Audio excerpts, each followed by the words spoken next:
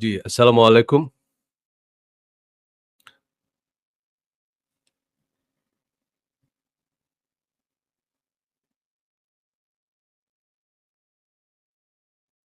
আমার সাথে ২-১ জন যুক্ত হলেই আমি ইনশাআল্লাহ শুরু করব।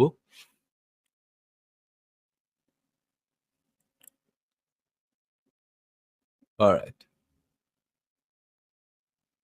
জি, ইতিমধ্যেই যারা যুক্ত হয়েছেন তারা একটু কমেন্ট করে জানাবেন যে আমার সাউন্ড, স্ট্রিমিং আ সব ঠিকঠাক আছে কিনা?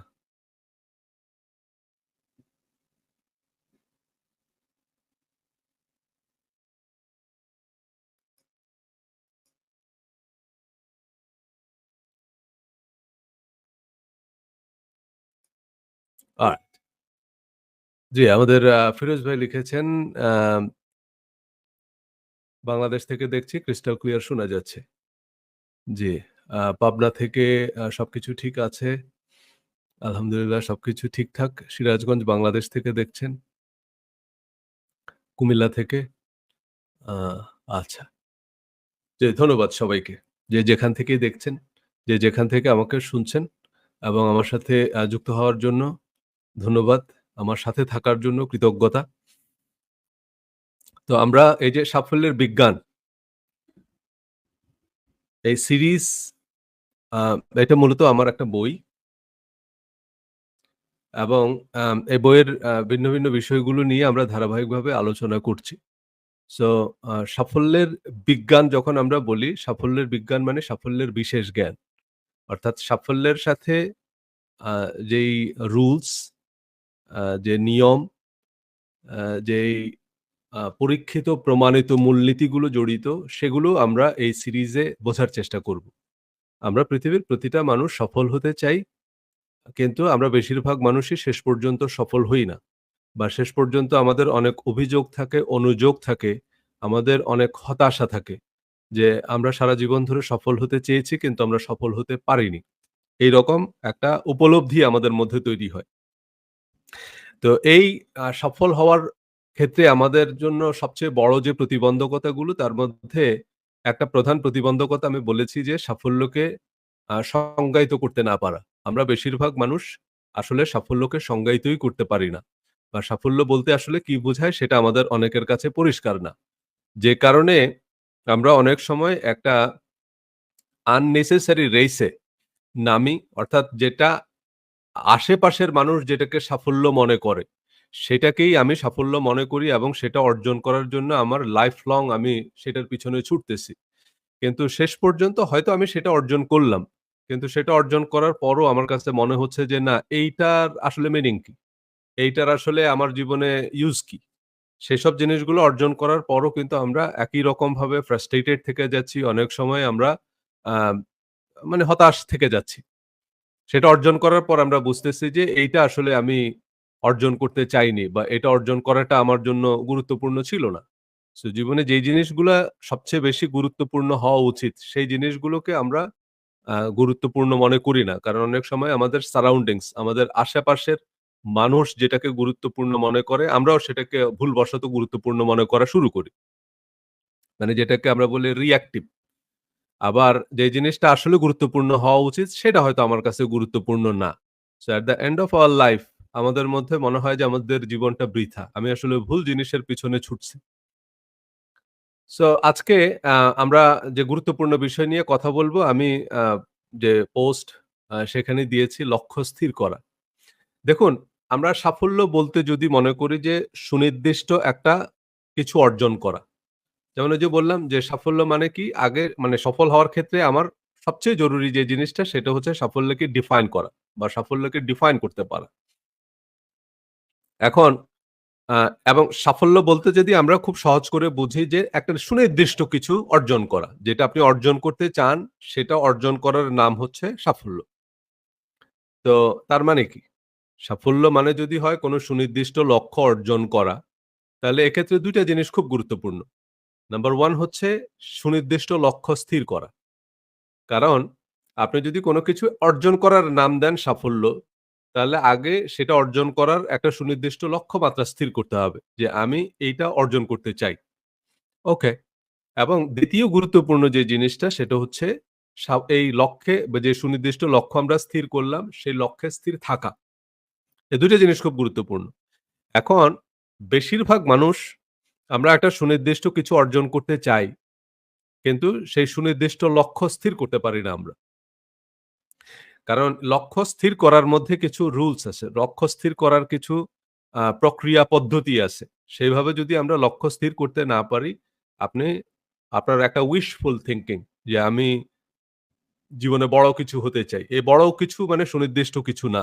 বড় কিছু বললে সুনির্দিষ্ট করে কিছু বোঝায় না। আজকে আমরা এই লক্ষ্য স্থির করার সাথে যে জিনিসগুলো বিবেচ্য সেসব নিয়ে বিস্তারিত কথা বলব। সো লক্ষ্য স্থির করা। যেমন আপনি কোনো রিক্শাওয়ালাকে যদি বলতে শোনেন যে, "আজকে আমার অনেক টাকা লস হইছে।"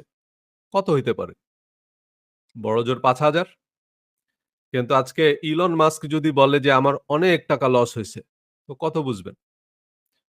৫ বিলিয়ন এট লিস্ট। তাহলে এই যে অনেক টাকা, এটা সুনির্দিষ্ট কোনো পরিমাণ বুঝায় না। এই অনেক টাকা এটা রিক্শাওয়ালার কাছে ৫,০০০ আবার ইলন মাস্কের কাছে ৫ বিলিয়ন। সো এজন্যই আমরা যদি বলি যে, "ভাই আমি অনেক ভালো কিছু একটা করতে চাই।" এই অনেক ভালো কিছু একেকজনের কাছে একেক রকম। আপনি যদি বলেন যে, "আমি একটা ভালো সিনেমা বানাবো।" ওই অনেক ভালো একটা সিনেমা বানাবো। তো অনেক ভালো সিনেমা মানে কি? এখন ডেভিড স্পিলবার্গ বা জেমস ক্যামেরন, ওই যে সঞ্জয় লীলা বনশালী তারা যখন বলে যে, "আমি একটা অনেক ভালো সিনেমা বানাবো।" সেটা একরকম অর্থ বহন করে। আবার আমি যদি বলি যে, "আমি অনেক ভালো একটা ভিডিও বানাবো।" সো আমার অনেক ভালো মানে হচ্ছে আমার অন্যান্য যে ভিডিওগুলো সেগুলোর তুলনায় আমি আ সেগুলোর চেয়ে ভালো একটা ভিডিও বানাবো। সো ২ টা ২ জিনিস। এই অনেক ভালো একেকজনের কাছেই একেক রকম। তাই না? অনেক ভালো বলতে আসলে সুনির্দিষ্ট করে কিছু বোঝায় না। এজন্য আপনাকে যখন লক্ষ্য স্থির করবেন তখন একেবারে স্পেসিফিক লক্ষ্য স্থির করতে হবে। সেটার মধ্যে কিছু এলিমেন্টস থাকতে হবে সেগুলো নিয়ে আমরা কথা বলব। তা না হলে সেটাকে গোল হিসেবে কনসিডারই করা হয় না। সেটা একটা উইশ। সেটা আমার একটা আশা, আকাঙ্খা। কিন্তু সেটাকে আমরা যখন লক্ষ্য বলব তখন সেটার মধ্যে কতগুলো এলিমেন্টস থাকতে হবে। তাহলে সেটাকে লক্ষ্য হিসাবে বিবেচনা করা হয়। এবং এই লক্ষ্য স্থির করার পরে আমাদের জন্য একটা বড় চ্যালেঞ্জ যে জায়গায় আমরা বেশিরভাগ মানুষ ফেইল করি লক্ষ্য স্থির করার পরেও আমরা যে কারণে সে লক্ষ্য অর্জন করতে পারি না, সেটা হচ্ছে আমরা লক্ষ্যে স্থির থাকতে পারি না। লক্ষ্য স্থির করলাম, লক্ষ্য স্থির করাই আছে। কিন্তু আমি স্থির নেই। আমি নড়ে যাচ্ছি। আমার আবার মনোযোগ অন্যদিকে চলে যাচ্ছে। সো লক্ষ্য স্থির করা এবং সেই লক্ষ্যে স্থির থাকা। তো আজকে স্থির থাকা নিয়ে কথা বলব না। সেটা নিয়ে আমরা আগামী পর্বে কথা বলব। আজকে আমরা কথা বলব হচ্ছে লক্ষ্য স্থির করা। কারণ লক্ষ্যটাই যদি স্থির করা না থাকে, তাহলে আপনি যতদূর পথেই যান, আল্টিমেটলি আপনি গন্তব্যে পৌঁছাবেন না। তাই না? এখন আপনি ঢাকায় আছেন। আমি আপনাকে বললাম আপনাকে চিটাগং যেতে হবে বা আপনি চিটাগং যেতে চান। সো আপনি জিজ্ঞেস করলেন যে, "ভাই ঢাকা থেকে চিটাগং কতদূর?" আমি বলে দিলাম যে ২০০ কিলোমিটার। তা আপনি ধরেন গাবতলী দিয়ে বের হয়ে উত্তর দিকে যদি ২০০ কিলোমিটার ড্রাইভ করেন, তো আপনি কি চিটাগং যাবেন না বগুড়া গিয়ে উঠবেন? তা আপনি বলবেন, "কেন? আপনি বলছেন ২০০ কিলোমিটার। আমি তো ২০০ কিলোমিটার ড্রাইভ করছি ভাই। আমার সময়ও এ এক গেল, আমার তেলও পুড়লো, আমার পরিশ্রমও হলো। কিন্তু আপনি গন্তব্যে তো পৌঁছানই নাই, আপনি উল্টা রাস্তা আরো বাড়াইছেন। আপনার এখন ৪০০ কিলোমিটার ড্রাইভ করতে হবে। কারণ আগে ২০০ কিলোমিটার ছিল, এখন উল্টা দিকে গিয়ে আপনি আরো ২০০ কিলোমিটার রাস্তা কিন্তু বাড়াইছেন। যে কারণে এখন হচ্ছে ৪০০ কিলোমিটার। সো এজন্য লক্ষ্য কেন স্থির করতে হয়? লক্ষ্য স্থির করতে হয়, লক্ষ্য স্থির না করে আপনি ২০০ কিলোমিটার ড্রাইভ করলে গন্তব্যে পৌঁছাবেন না। বরং অনেক ক্ষেত্রেই আমাদের রাস্তা আরো বাড়তে পারে। সো এজন্য লক্ষ্য স্থির করতে হবে। সো চলেন লক্ষ্য স্থির করার যে বিষয়গুলো সেগুলো নিয়ে আমরা একটু কথা বলি। লক্ষ্য স্থির করা। লক্ষ্য স্থির করলে পরে কি হবে? লক্ষ্য অর্জন যখন আমরা একটা আ লক্ষ্য অর্জন করতে চাই, যেমন ধরেন সেটা যেকোনো কিছু। এই যে বললাম সাফল্যকে ডিফাইন করা। সেটা তো আপনার কাজ। সেটা কিন্তু আমি ঠিক করে দিতে পারব না। আমার কাছে আমার লক্ষ্য, আমার গন্তব্য সেটা পরিষ্কার। যে আমার প্রায়োরিটি, আমার পারপাস, আমার ফিলসফি কিন্তু ভিন্ন। সেটার সাথে আপনার জীবন দর্শন, আপনার জীবনের অগ্রাধিকার সেটা মিলবে না। অনেক সময় আমরা যেটা করি সেটা হচ্ছে এইসব সফল আ লের বিজ্ঞান বা সাফল্যের বিভিন্ন রকমের নসিহত শোনার জন্য এক্সকিউজ মি। আমরা মনে করি যে আমরা খুব বড়, বড় সফল, খুবই পরিশ্রমী, খুবই উদ্যমী একজন মানুষের কাছ থেকে আমাদের লেসন নিতে হবে। তাই না? অনেকেই ওই যে আমি এর আগেও এটার explanation দিয়েছি। অনেকে মাঝে, মাঝে বলে যে, "আপনি সাফল্যের বিজ্ঞান নিয়ে কথা বলছেন। আপনি কে সাফল্যের বিজ্ঞান নিয়ে কথা বলার? আপনি কি খুব সফল মানুষ?" সফল মানুষ বলতে আমরা মনে করি আরকি যে বড় টাকাওয়ালা মানে বিলিয়নিয়ার যারা এন্টারপ্রেনার বা বিভিন্ন দেশের প্রেসিডেন্ট, প্রাইম মিনিস্টার হয়েছে এরকম বিশিষ্ট ব্যক্তি আরকি, বিগ নেম। তারা শুধু সাফল্য নিয়ে কথা বলতে পারবে যেহেতু তারা সফল। কিন্তু আমি আসলে কথা বলি হচ্ছে সাফল্যের বিজ্ঞান নিয়ে। মানে একজন প্রেসিডেন্টের বক্তৃতা শুনে আপনি প্রেসিডেন্ট হবেন এটার কোনই সম্ভাবনা নেই। যে আচ্ছা উনি যেহেতু প্রেসিডেন্ট, উনার কথা যদি শুনি তাইলে আমি প্রেসিডেন্ট হতে পারবো। হ্যাঁ, উনি আপনাকে কিভাবে সফল রাজনীতিবিদ হতে পারবেন, সেইসব কিছু পরামর্শ দিতে পারবেন। আপনি যদি পলিটিশিয়ান হতে চান, সেক্ষেত্রে একজন পলিটিশিয়ান আপনার রোল মডেল হতে পারে। আপনি উনার যে রাজনৈতিক চিন্তা, উনার যে রাজনৈতিক দর্শন, সেসব কিছুর দ্বারা অনুপ্রাণিত হতে পারেন। আ সেইটাকে আপনি আপনার জীবনের মানে বাস্তবে প্রয়োগ করতে পারেন। আপনি যদি একজন এন্টারপ্রেনার হতে চান, তাহলে একজন এন্টারপ্রেনার আপনাকে কিছু টেকনিক্যাল গাইডলাইন দিতে পারবে যেহেতু উনার সে বিষয়ে নলেজ আছে, এক্সপেরিয়েন্স আছে। কিন্তু সাফল্যের কিছু মূলনীতি আছে। সেটা রাজনীতি বলেন, খেলাধুলা বলেন, সেটা আপনি ফিল্ম মেকিং বলেন, জীবনের প্রত্যেকটা ক্ষেত্রে কিছু সুনির্দিষ্ট নিয়ম, সুনির্দিষ্ট কিছু রুল, মানে বিজ্ঞান মানে হচ্ছে রুল। এই রুল ফলো করলে আপনি রেজাল্ট পাবেন। সো আমি এই যে আমাদের যেসব সায়েন্টিফিক গেজেট আমরা ব্যবহার করি, একটা বাটন আছে সেটি বাটনটা প্রেস করে দিলে আমার ফোনটা অফ হয়ে যাবে। এখানে কতগুলো বাটন আছে। আমি যদি সেই বাটনটা প্রেস করি তাহলে আমার এই যে স্ক্রিনটা বড় ছোট হবে। এই জিনিসগুলো ফিক্স করে দেয়া আছে। ঠিক আমাদের জীবনে এরকম সাফল্যেরও কতগুলো নিয়ম সেট করা আছে। আপনি পৃথিবীর যেই প্রফেশনেই থাকেন, যেই দেশেই থাকেন, যেই সময়েই থাকেন, কিছু নির্দিষ্ট নিয়ম অনুসরণ করলে আমরা জীবনে সফল হব। সেইটা আমরা এই সিরিজ জুড়ে আলোচনা করব। এমনকি তার মধ্যে একটা বিষয় হচ্ছে টেকনিক্যাল নলেজ। সেটাও আমরা এই সিরিজে একটা পর্যায়ে আলোচনা করব কাজের কথা। যেমন ধরেন আপনি যদি একটা ভালো ফিল্ম বানাতে চান, আপনি শুধু লক্ষ্য স্থির করলে ফিল্ম তৈরি হবে না। আপনার ফিল্ম বানানোর সাথে আদ্যোপান্ত যেসব টেকনিক্যাল জিনিস সেগুলোও জানা থাকতে হবে। সেগুলো জানা না থাকলে আপনি ফিল্ম বানাইতে পারবেন না। ওই যে বললাম সঞ্জয় লীলা বানসালি বা আপনার ধরেন ডেভিড ক্যামেরুন, আ এরপরে হচ্ছে আপনার এই যে Spielberg, James Cameron, David Spielberg, তাই না? উনাদের মতো যারা চলচ্চিত্র নির্মাতা শুধু লক্ষ্য স্থির করলেই আপনি সেরকম চলচ্চিত্র নির্মাণ করতে পারবেন না যদি আপনার সেই ফিল্ম মেকিং এর সাথে রিলেটেড জিনিসগুলো যদি আপনার জানা না থাকে। আপনি ভালো সিঙ্গার না হলে আপনি তো একটা গান গাইতে পারবেন না। সো গান গাওয়ার জন্য অবশ্যই গানের যে টেকনিক্যাল জিনিস, গানের যে গ্রামার, সেইটা তো আগে আপনাকে শিখতে হবে। এখন সেটাও কিন্তু ওই যে সেটা এই যে শিখতে হবে এবং সেটার জন্য আপনার নিজেকে ডেডিকেট করা। সেটার জন্যও কিন্তু আপনার একটা মানসিকতার দরকার আছে। যে আমি একজন ওস্তাদের কাছে যাবো এবং আমি প্রতিদিন ৭-৮ ঘন্টা এটার পিছনে সময় দিব। সেইটার জন্য আপনার মোটিভেশন বা সেটার জন্য আপনার প্রপার অ্যাটিটিউড দরকার আছে। বাট আপনার টেকনিক্যাল স্কিল মানে হার্ড স্কিল না থাকলে আপনি শুধু লক্ষ্য স্থির করলেই সেই লক্ষ্য অর্জিত হবে না। বাট যখন আপনার লক্ষ্য স্থির করবেন তখন কোন জিনিসগুলো জরুরি? একটা হচ্ছে সুনির্দিষ্ট লক্ষ্য স্থির করা এবং সেই সুনির্দিষ্ট লক্ষ্যে স্থির থাকা।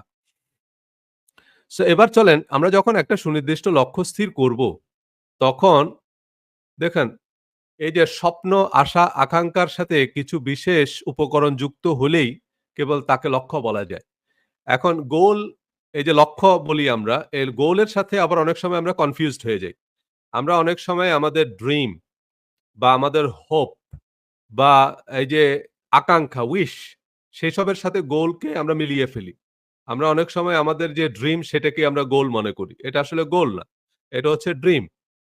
তাই না? যেমন আমরা স্বপ্ন দেখি। সেটা শুধু আমাদের জন্য না, সেটা আমরা আমাদের দেশকে নিয়ে স্বপ্ন দেখি যে আমাদের দেশ একসময় পৃথিবীতে অত্যন্ত সমৃদ্ধ দেশ হিসাবে সিঙ্গাপুর বা সুইজারল্যান্ডের মতো দেশ হবে যেখানে আ সমস্যা থাকবে না। সেরকম স্বপ্ন আমরা দেখি আমাদের দেশ নিয়ে।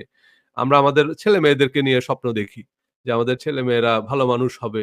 তারা পেশা জীবনেও সফল হবে। জীবনের সর্বক্ষেত্রে তারা সফল হবে। এইসব হচ্ছে আমাদের স্বপ্ন। মানে আমরা একটা স্বপ্ন দেখি। তারপর হচ্ছে আমাদের আশা। যখন আপনি স্বপ্ন বলবেন, আশা বলবেন, আকাঙ্ক্ষা বলবেন, তার মানে হচ্ছে আমি আসলে কিছু করতেছি না, বাট আমি এরকমটা আশা করতেছি যে somehow, some way or other কোন অলৌকিকভাবে অটোমেটিক্যালি এই জিনিসগুলো ঘটুক। সেটা আমি চাচ্ছি। মানে কিন্তু সেটার জন্য আমি নিজে কিছু করছি না। বা সেইটাকে বলে আশা, আকাঙ্ক্ষা বা স্বপ্ন। কিন্তু যখনই সেটার জন্য আমি নিজে উদ্যোগ নেব। যে না পরিস্থিতি তো আর এমনি বদলাবে না। আমি যদি আশা করি বসে আমার তো ডিনার রেডি হবে না। আমার টেবিলের উপর তো ডিনার চলে আসবে না। তাহলে আমাকে ডিনারটা তৈরি করতে হবে। আমাকে আমার খাবারটা রেডি করতে হবে। তাই না? সো এই স্বপ্ন, আশা, আকাঙ্খা এটারও দরকার আছে। কারণ স্বপ্ন, আশা, আকাঙ্খা ছাড়া আপনি গোল আ মানে অর্জনের তো কা উদ্যোগই নিবেন না। সো এজন্য আগে অবশ্যই আপনার স্বপ্ন থাকতে হবে। আপনার আশা থাকতে হবে, আপনার আকাঙ্খা থাকতে হবে। সেই জিনিসগুলো দরকার আছে। কিন্তু সেটাকে আমরা গোল কখন বলব? সেটাকে আমরা লক্ষ্য কখন বলব? যখন সেখানে পথ নির্দেশনা থাকবে। পথ নির্দেশনা মানে কি? কোন পথে কাঙ্ক্ষিত সাফল্য মিলবে তার সুনির্দিষ্ট কর্মসূচি নির্ধারণ করা। যে এই যে কাঙ্ক্ষিত সাফল্য আমি যখন একটা রেজাল্ট এক্সপেক্ট করতেছি, সেই রেজাল্টটা কিভাবে আমার সামনে মানে কিভাবে অর্জিত হবে? সেটার একটা কর্মসূচি নির্ধারণ করতে হবে। তাই না? সম্পূর্ণ কাজকে ছোট অংশে ভাগ করে কার্য সম্পাদনের ধারাবাহিকতা ঠিক করা। একটা বড় কাজ যে হ্যাঁ, ঠিক আছে আমি এইটা অর্জন করতে চাই। কিন্তু সেই কাজটাকে আগে আপনার ছোট কাজে ভাগ করতে হবে। ডিসমেন্টাল করতে হবে আগে। ছোট কাজে ভাগ করতে হবে। যেমন ধরেন একটা সিনেমা যদি তৈরি করা হয়, তখন সেটাকে আগে ছোট অনেকগুলো দৃশ্যে ভাগ করে নেয়। তাই না? এই যে আমরা সিনেমার শুটিং এর কিছু ক্লিপ মাঝে দেখি। এই যে ক্যামেরার সামনে এরকম একটা আ এটাকে কি বলে যারা ফিল্ম মেকিং এর সাথে যুক্ত ওনারা বলতে পারবেন। ওই যে একটা টেক নেয়ার আগে একটা আওয়াজ করে ওইটা। খাট করে আওয়াজ করে।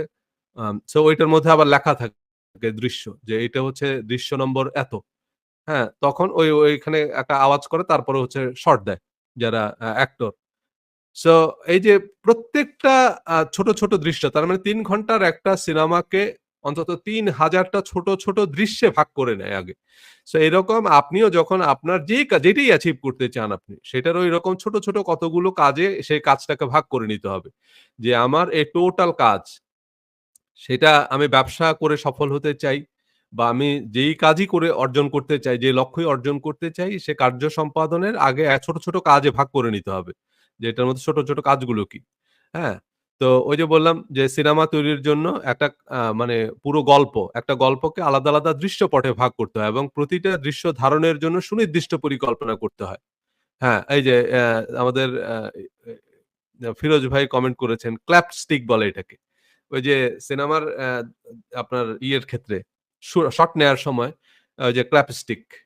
সো ওইটা দিয়ে একটা ইয়ে করা এবং ওটার মধ্যে ওইটা আবার ক্যামেরায় ইয়া হয় যেটা পরে পোস্ট প্রোডাকশন বা এডিটিং এর সময় আবার সুবিধা হয় যে এইটা হচ্ছে আমার এত নম্বর দৃশ্য। তো সে অনুযায়ী কারণ অনেক সময় জিনিসগুলো যদি আগে থেকে প্ল্যান করা থাকে তখন অনেক সময় ওনারা মানে ওই সিকোয়েন্স অনুযায়ী শুট করে না। শুটিংটা আগে পরে করে নিতে পারে। কারণ শুটিং এর সাথে অনেক সময় ওয়েদার এর সম্পর্ক থাকে। শুটিং এর সময় অনেকের স্কেডিউল পাওয়া না পাওয়ার ব্যাপার থাকে। সো ধারাবাহিকভাবে তো আর শুট করা সম্ভব হয় না। বড় অ্যাক্টর যারা তাদের schedule তো এরকম আলাদাভাবে আপনি প্রতিদিন পাবেন না। সো শুটিংটা এরকম সবগুলো সিন একসাথে করা হয় না। আলাদাভাবে। হয়তো নায়কের আ মানে মেইন রোল বা ওরকম বিজি অ্যাক্টর যারা আছে, অ্যাক্ট্রেস যারা আছে, তাদের ৮ টা ১০ টা সিন একসাথে করে ফেলে। সো তখন এডিটিং এর সময় গিয়ে মিলাবে কিভাবে? তো তখন ওই যে দৃশ্য নম্বর দেখে আগেরটা পরে এভাবে করে মিলিয়ে নেয় পরে। তো এজন্যই আপনার প্ল্যানিং খুব ইম্পোর্টেন্ট। যে আমার পুরো কাজটাকে আগে এরকম সিনেমার দৃশ্যপটের মতো আগে ভাগ করে নিতে হবে।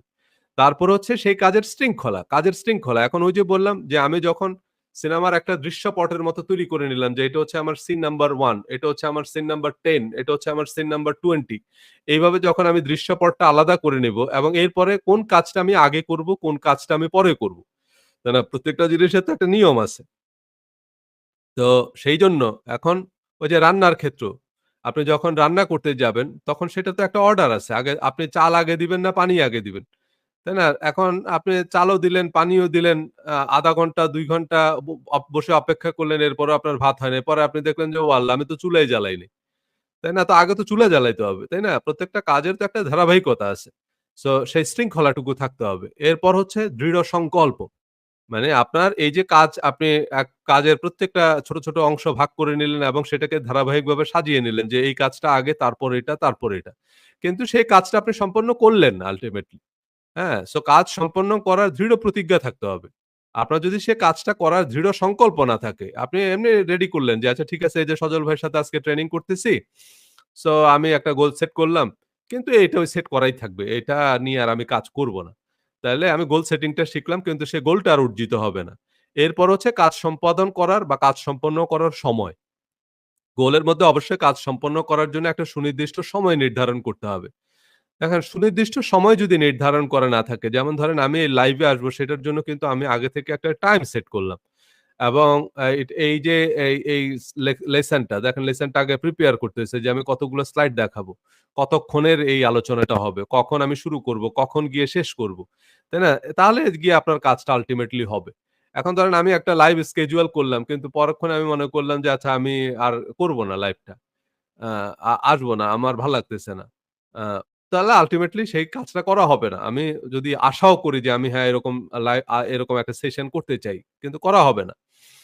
সো অর্থাৎ যখন একটা সাধারণ আকাঙ্ক্ষার সাথে অর্জনের সময়সীমা যুক্ত হবে, মানে এটার সাথে যখন আপনার অর্জনের সময়সীমা, স্পষ্ট পথনির্দেশনা, সুনির্দিষ্ট কর্মপরিকল্পনা এবং কর্ম সম্পাদনের অদম্য ইচ্ছা যুক্ত হবে, তখন তা হচ্ছে লক্ষ্য।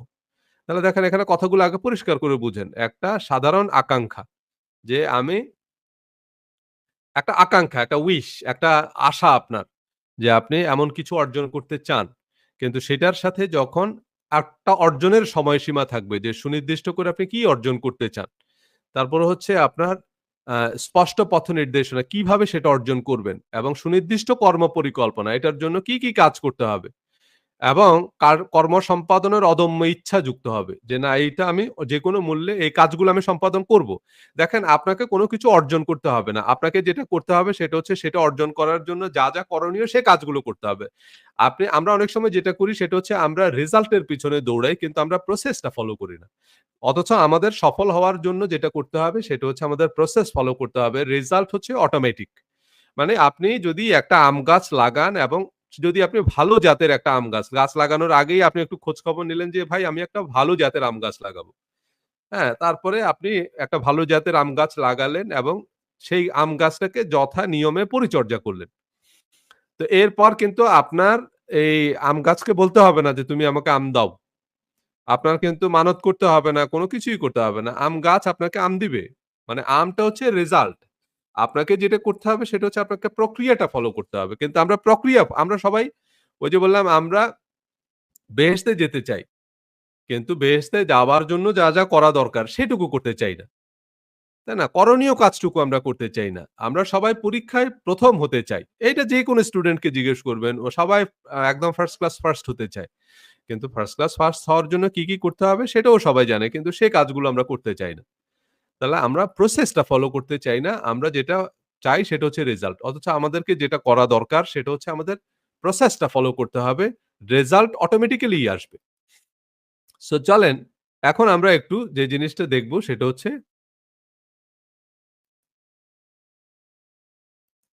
ওকে। সো লক্ষ্য হতে হবে লিখিত এবং আমাদের আরেকটা জিনিস খেয়াল রাখতে হবে যে আমাদের যে লক্ষ্য নির্ধারণ করব সেটা আমাদের লিখিত হতে হবে। এইটা খুবই গুরুত্বপূর্ণ যে লক্ষ্য লিখিত হতে হবে। কাজ শুরুর আগে সুনির্দিষ্ট এবং লিখিত লক্ষ্য নির্ধারণ করুন। একটি লিখিত কর্ম সম্পাদনের পরিকল্পনা তৈরি করুন। আপনার লক্ষ্য এবং কর্ম পরিকল্পনা প্রতিদিন পড়ুন।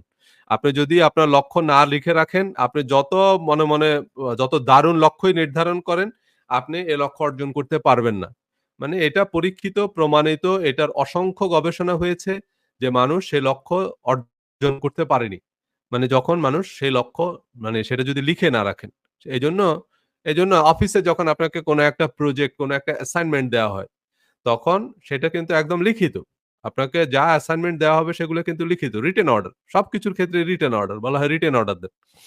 তাই না? কারণ তাহলে অফিসের পক্ষেও সেই কাজগুলোর ট্র্যাক মানে সেই কাজগুলোকে ট্র্যাক করা সম্ভব হয় যে কাজের কতদূর প্রোগ্রেস হলো। এখানেই হচ্ছে অফিসের সাথে যখন আমরা কোনো একটা জায়গায় চাকরি করি তাই না? যেমন ধরেন আপনি কোনো একটা অফিসে যখন জব করবেন, আপনাকে যখন একটা অ্যাসাইনমেন্ট দেওয়া হবে। আপনি দেখেন পত্রিকা অফিসগুলো বা টিভি অফিসগুলো এরকম কনস্ট্যান্টলি কিভাবে কনটেন্ট ক্রিয়েট করে এবং আপনাকে যদি কোনো একটা পত্রিকা অফিসে নিয়োগ দেওয়া হয়, প্রতিদিনই আপনাকে কিছু অ্যাসাইনমেন্ট দেওয়া হবে এবং আপনি দেখবেন ওই সময়ের মধ্যে আপনি ওই অ্যাসাইনমেন্টটা কিন্তু কমপ্লিট করে ফেলছেন। আপনাকে প্রতিদিনই একটা নিউজ রেডি করে দিতে হবে এবং আপনি প্রতিদিনই একটা নিউজ রেডি করে দিচ্ছেন। সো কিভাবে? কারণ হচ্ছে ওই যে আপনাকে একেবারে ডেডলাইন বলে দিচ্ছে। আপনাকে একদম লিখিত কি করতে হবে আপনাকে সেটা কিন্তু একদম লিখে দিয়ে দিচ্ছে। সো এই যে কর্মসম্পাদনের যে পরিকল্পনা এখন আপনি যখন আ ফ্রিল্যান্স বা আপনি নিজেই নিজের বস। কিন্তু খেয়াল রাখতে হবে যে লক্ষ্য আপনি নির্ধারণ করবেন। সেটা অবশ্যই লিখিত হতে হবে। তাহলে কি করবেন? আপনি একটা লিখিত কর্মসম্পাদনের পরিকল্পনা তৈরি করবেন এবং আপনার লক্ষ্য এবং পরিকল্পনা প্রতিদিন পড়বেন। মানে জীবনে আপনি যা কিছু অর্জন করতে চান সেটার যে লক্ষ্য আমরা একটু পরে আরো বিস্তারিত দেখব কিভাবে আপনি লক্ষ্য নির্ধারণ করবেন এবং সেটা লিখিত থাকতে হবে। লিখিত থাকতে হবে, লিখিত না থাকলে আপনি সে লক্ষ্য অর্জন করতে পারবেন না বা সেটা দেখবেন যে অর্জিত হয়নি। সো আমরা যেসব কারণে সুনির্দিষ্ট লক্ষ্য স্থির করতে ব্যর্থ হই। এখন কতগুলো জিনিস আমাদেরকে খেয়াল রাখতে হবে যে আমরা জানি যে আমাদেরকে লক্ষ্য স্থির করতে হবে এবং সেটা লিখে ফেলতে হবে। কিন্তু আনফরচুনেটলি আমরা সেটা লিখি না বা আমরা সেই সুনির্দিষ্ট লক্ষ্য স্থির করতে পারি না। কেন পারি না? ১ম কথা হচ্ছে যেটা, সেটার সেই জিনিসগুলো আগে বুঝতে হবে। সেটা হচ্ছে লক্ষ্য নির্ধারণের যে সঠিক পদ্ধতি এবং প্রক্রিয়া না জানা। কিভাবে লক্ষ্য নির্ধারণ করতে হয় সে পদ্ধতি এবং সেই প্রক্রিয়া আমরা জানি না। এটা হচ্ছে লক্ষ্য নির্ধারণ করতে না পারার বা লক্ষ্য নির্ধারণ না করার একটা প্রধান কারণ। এখন অনেক সময় হয় কি যে আমরা একটা জিনিস জানি না কিন্তু আনফরচুনেটলি সেটা আমরা স্বীকার করতে চাই না। কারণ ভাই এই জিনিস আমি জানি না এটা বললে আমার দাম কমে যাবে। তাই না? এজন্য বেশিরভাগ মানুষ এই ইগোইস্টিক কারণে অনেক কিছু আমরা না জেনেও জানার ভান করি। আমরা প্রিটেন্ড করি যে আমরা সবকিছু জানি। আমরা আমাদের থেকে বয়সে কম, এরকম বয়সে ছোট এরকম কারো কাছে কোনো কিছু শিখতে চাই না। কিন্তু আমরা অনেক কিছুই জানি না। সো অনেক সময় হয় যেটা আমি জানি না আবার এই কথাটা আমি স্বীকারও করতে চাচ্ছি না যে কারণে আমার শেখাও হচ্ছে না।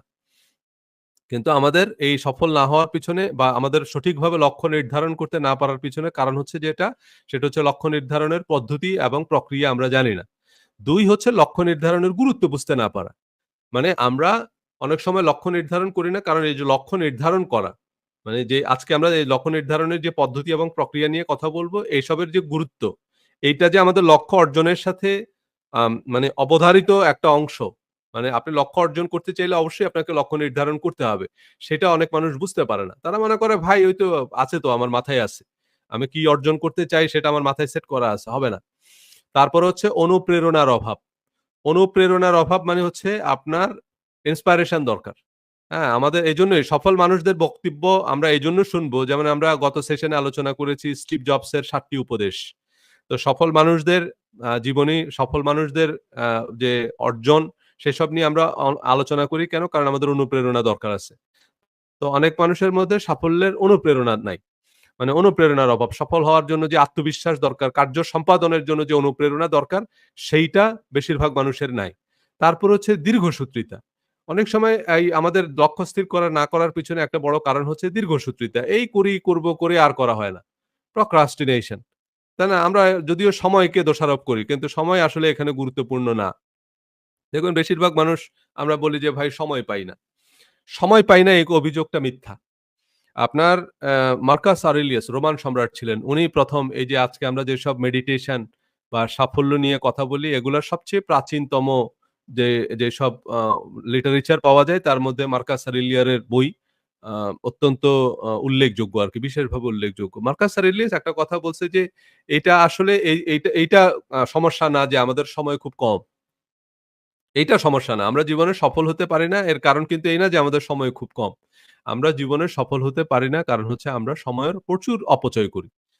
আল্লাহ আমাদেরকে যেটুকু সময় দিয়েছেন, আমরা অনেক সময় বলি যে জীবন এত ছোট কেন? হ্যাঁ, আমাদের জীবনে ছোট, আমাদের জীবনে সময় খুব কম। কিন্তু যেটুকু সময় আমরা পেয়েছি, যেটুকু সময় আল্লাহ আমাদেরকে দিয়েছেন, এটুকু সময় কম এটা সমস্যা না। সমস্যাটা হচ্ছে যে আমরা এ সময়ের বেশিরভাগই অপচয় করি। এটা হচ্ছে মার্কাস আরেলিয়াসের অবজারভেশন। সো মূলত আমরা যেটা করি সেটা হচ্ছে আমরা সময়ের অপচয় করি। সো এই দীর্ঘসূত্রিতা, এই করি করব করেই দেখা হচ্ছে যে করা হচ্ছে না। এরপর হচ্ছে ব্যর্থতার ভয়। যদি ব্যর্থ হই, আমি একটা লক্ষ্য স্থির করলাম যদি ব্যর্থ হই, ব্যর্থ হলে অন্য মানুষ কি ভাববে? তা লক্ষ্য নির্ধারণ করতে না পারার অন্যতম প্রধান কারণ। ভাই অন্য মানুষ কি ভাববে তা নিয়ে আপনার এত চিন্তা করার কোনো কারণ নেই। তাই না? একটা কথা আছে যে লোকে কি ভাববে? তা নিয়েও যদি আপনাকেই ভাবতে হয় তো লোকে কি ভাববে? তাই না? লোকে যা খুশি ভাবুক। তাই না? আপনি আপনার লক্ষ্য স্থির করুন। সেই লক্ষ্য আপনি হ্যাঁ, লক্ষ্য অর্জন করতে গিয়ে আপনি দেখবেন যে হ্যাঁ, আস্তে, আস্তে হয়তো আপনার একটু এক্সটেন্ড করা লাগছে। আপনি হয়তো প্ল্যান করছিলেন যে আমি এটা ৬ মাসে করব। ৬ মাসের জায়গায় হয়তো ৮ মাস লাগতে পারে। ৬ মাসের জায়গায় এভাবে আপনাকে এক্সটেনশন করতে হবে। আপনার বাজেট হয়তো একটু বাড়তে পারে। আপনার সময় একটু বেশি লাগতে পারে। পরিশ্রম হয়তো একটু বেশি হতে পারে। হ্যাঁ, ঠিক আছে। কিন্তু আগে আপনাকে ওই যে একটা বিল্ডিং বানানোর আগে সেটার তো একটা আর্কিটেকচারাল ডিজাইন সেটার প্ল্যানিং তো লাগবে। সেই সব প্ল্যানিং যদি আমরা না করি আল্টিমেটলি তো বিল্ডিং হবে না।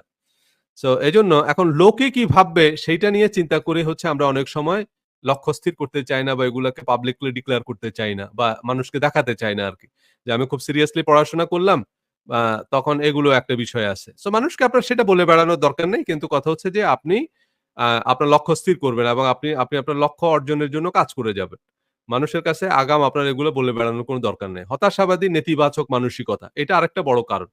যে ফ্রাস্ট্রেটেড যে, "না ভাই হবে না। জীবনে অনেক কিছুই হতে চাইছি, কিছুই হয় নাই, কিছুই হবে না।" এটা একটা বিষয়। কিছু হয়নি এরকম বহু মানুষ আছে। মানে আমি তো কথা বলতেছি হচ্ছে সাফল্যের বিজ্ঞান নিয়ে। এই যে তত্ত্বগুলো যে কনসেপ্ট গুলো নিয়ে কথা বলতেছি, এই কনসেপ্ট গুলো হচ্ছে যে এখানে হাজার, হাজার মানুষের উপরে রিসার্চ করা হইছে। যে আমাদের আশেপাশে অসংখ্য মানুষ আছে যারা জীবনে ব্যর্থ। আবার মানে তারা জীবনে উল্লেখযোগ্য কিছু অর্জন করতে পারেনি। আবার অনেক মানুষ আছে তারা যা অর্জন করতে চেয়েছে তারা সেটা অর্জন করছে। সো এখন সেইটার জায়গায় আ আ রিসার্চ করে দেখা গেল যে হ্যাঁ, তাহলে যারা সফল হলো তাদের মধ্যে কোন বৈশিষ্ট্য কাজ করছে। মানে কোন যে বৈশিষ্ট্যগুলো তাদের সাফল্যের পেছনে ভূমিকা রাখছে। সো এখন হতাশাবাদী এবং নেতিবাচক মানসিকতা। তাই না? অনেক মানুষ হচ্ছে হতাশ। এখন এই হতাশ মানুষদের উপরে মানে এই যে ব্যর্থতা যে জীবনে কোন কিছু হয়নি মানেই আর হবে না তা না। বহু মানুষ আছে তারা জীবনে অসংখ্যবার ব্যর্থ হইছে। কিন্তু এরপরে দেখা গেছে যে তারা ৭০ তম বার ৮০ তম বার গিয়ে সফল হইছে। তাই না? জীবনে অনেক কিছু হয়নি কিন্তু হঠাৎ করে একটা বড় কিছু হয়ে গেছে। সো একবার হয়নি এটার অর্থ জীবনে আর হবে না। ব্যাপারটা এরকম না। সো সাফল্যের আশা আকাঙ্খা নির্ধারণের সাহস পায় না। মানে সাফল্য আশাই করে না। কিছু মানুষ আছে এত ফ্রাস্ট্রেটেড হয়ে গেছে যে তারা আপনি যতই ইতিবাচক কথা বলেন তারা সেটাকে নেতিবাচকভাবে নেয়। সো এটা হচ্ছে আপনার ব্যর্থ মানে সাফল্য আ মানে লক্ষ্য নির্ধারণ করতে না পারার একটা বড় কারণ। তো আমরা সেগুলো একটু দেখলাম। এবার চলেন ওই যে বললাম লক্ষ্যকে আগে ডিফাইন করা। লক্ষ্য কি জিনিস? না, না এই যে বললাম আমি গোল সেট করব বা লক্ষ্য নির্ধারণ করব। তো আগে লক্ষ্য কি জিনিস সেটা তো বুঝতে হবে। লক্ষ্য এমন একটি গন্তব্য যেদিকে আপনি আপনার সুনির্দিষ্ট প্রচেষ্টাকে চালিত করবেন। তাই না? আপনি সফল হওয়ার জন্য বা কোনো কিছু অর্জন করার জন্য সেটা একটা চাকরি হোক, সেটা একটা ব্যবসা দাঁড় করানো হোক, সেটা আ বিদেশে পড়তে যাওয়া হোক, সেটা যাই হোক, আপনি যখন কোনো একটা নির্দিষ্ট কিছু অর্জন করতে চাইবেন সেটার জন্য তো আপনাকে কাজ করতে হবে। সেটার জন্য তো আপনাকে পরিশ্রম করতে হবে। সেইটা আমরা সবাই জানি। কিন্তু কথা হচ্ছে পরিশ্রমটা হচ্ছে সেটা যেমন ধরেন পরিশ্রম আমি যদি বলি যে সেটা হচ্ছে কি আমাকে শক্তি প্রয়োগ করতে হবে। পরিশ্রম মানে হচ্ছে আমাকে শক্তি প্রয়োগ করতে হবে। এখন শক্তিটাকে আমরা যদি গাড়ির ইঞ্জিনের মতো চিন্তা করি, যে গাড়ির ইঞ্জিনটা হচ্ছে পাওয়ার। তাহলে সেখান থেকে এখন কথা হচ্ছে গাড়ির ইঞ্জিনটা গাড়িটাকে সামনে টেনে নিয়ে যাবে। কিন্তু গাড়ির ইঞ্জিন গাড়িকে কোন দিকে টেনে নিয়ে যাবে সেইটা তো ভাই আমি ডিসাইড করব ড্রাইভার হিসাবে নাকি? আমি যদি গাড়ি ব্যাক গিয়ারে দিয়ে রাখি তাহলে ইঞ্জিন কিন্তু গাড়িকে পিছনের দিকে ঠেলে নিয়ে যাবে। তাহলে এখন আমি কোন দিকে নিয়ে যাবো? আমি কি গাড়িকে গাড়ির ইঞ্জিন গাড়িকে টেনে নিয়ে যাবে সত্যি কথা। এখন গাড়িকে কি সে বগুড়ার দিকে টেনে নিয়ে যাবে না চিটাগং এর দিকে টেনে নিয়ে যাবে? সেই ডিসিশন তো আমি নেব নাকি? সো ঠিক এই একই রকমভাবে আমাদের ভিতরেই এনার্জি আছে। আমরা যখন কোনো কিছু অর্জন করতে চাই সেই এনার্জিকে সেটা হচ্ছে আমাদের ড্রাইভিং ফোর্স। সেটা হচ্ছে আমাদের ইঞ্জিন। আমাদের পরিশ্রম করতে হবে। কিন্তু পরিশ্রমটা কোন দিকে করব? সেইটার জন্য কিন্তু আমাদের গোল সেট করতে হবে। তাইলে একটা নির্দিষ্ট ডেস্টিনেশন এর দিকে আমরা হচ্ছে আমাদের এনার্জিটাকে ড্রাইভ করব। মানে আমাদের কর্মকাণ্ড হবে সেই মুখী। সেইটা অর্জনের জন্য আমরা কাজ করব। তা না হলে আপনি দেখবেন যে আপনার দিনের পর দিন, মাসের পর মাস, বছরের পর বছর আপনি চায়ের দোকানে, বারে, পাবে, এখানে ওইখানে আড্ডা মেরে গল্প করে পার করে দিলেন। তর্ক-বিতর্ক বহু কিছুই করলেন বহু বিষয় নিয়ে। কিন্তু এগুলো কোনটাই কিন্তু আপনার লক্ষ্যের সাথে রিলেটেড না। আপনি মনে করতেছেন ভাই আনন্দ বিনোদনের তো দরকার আছে। এগুলো হচ্ছে শয়তান ওয়াসওয়াসা দেয়। আনন্দ বিনোদন মানে কি? কাজের মধ্যেও আনন্দ আছে। আপনি যদি আপনার অবচেতন মনকে বুঝান যে সবচেয়ে বড় আনন্দের বিষয় হচ্ছে কি? কাজ। দেখেন যারা এই যে জিমে গিয়ে বডি বিল্ডিং করে, আপনি দেখবেন তাদের অনেকের পয়সা নাই। কিন্তু তারপরেও তারা ধার করে আ যে বডি বিল্ডিং করতেছে। তাই না? কারণ এই যে এত ভারী, ভারী জিনিস নিয়ে উঠবস করতেছে। তো আপনি নরমালি একটু একদিন দৌড়ান। ১ ঘন্টা দৌড়ান। তখন আপনি দেখবেন যে কতক্ষণ পর আপনার আর ভাল লাগতেছে না। ৩-৪ দিন দৌড়ানোর পর অনেকে এরপরে কুইট করে। ছেড়ে দেয়। এগুলো কষ্টকর। কিন্তু এই কষ্টকর কাজটা আরেকজন কিন্তু করতেছে। কারণ সে ওই কাজের মধ্যে আনন্দ পাচ্ছে। সো আমরা যখনই আমাদের সাবকন্সিয়াস মাইন্ড কে বলব যে এটা খুবই এন্টারটেইনিং। আপনি দেখবেন যে ওই কাজে আপনি আনন্দ পাচ্ছেন। তাই না? আপনি সেটার মধ্যেই কিন্তু মজা পাবেন। সো প্রত্যেকটা কাজ আনন্দের। এই যে আমরা অনেকে মনে করি যে মিলিটারি ট্রেনিং খুব কষ্টের। মিলিটারি ট্রেনিং কষ্টের না। যে ওই কাজটা ওইটাকে মানে আপনি যদি আপনার সাবকন্সিয়াস মাইন্ড কে বুঝান যে এটা আনন্দের, তখন আপনি দেখবেন যে যেটা আরেকজনের কাছে খুবই কষ্টকর, সেটা আরেকজনের কাছে খুবই আনন্দের। সো এখন এজন্য লক্ষ্য স্থির করতে হবে। সেই দিকেই আপনি আপনার এনার্জিকে চালিত করবেন।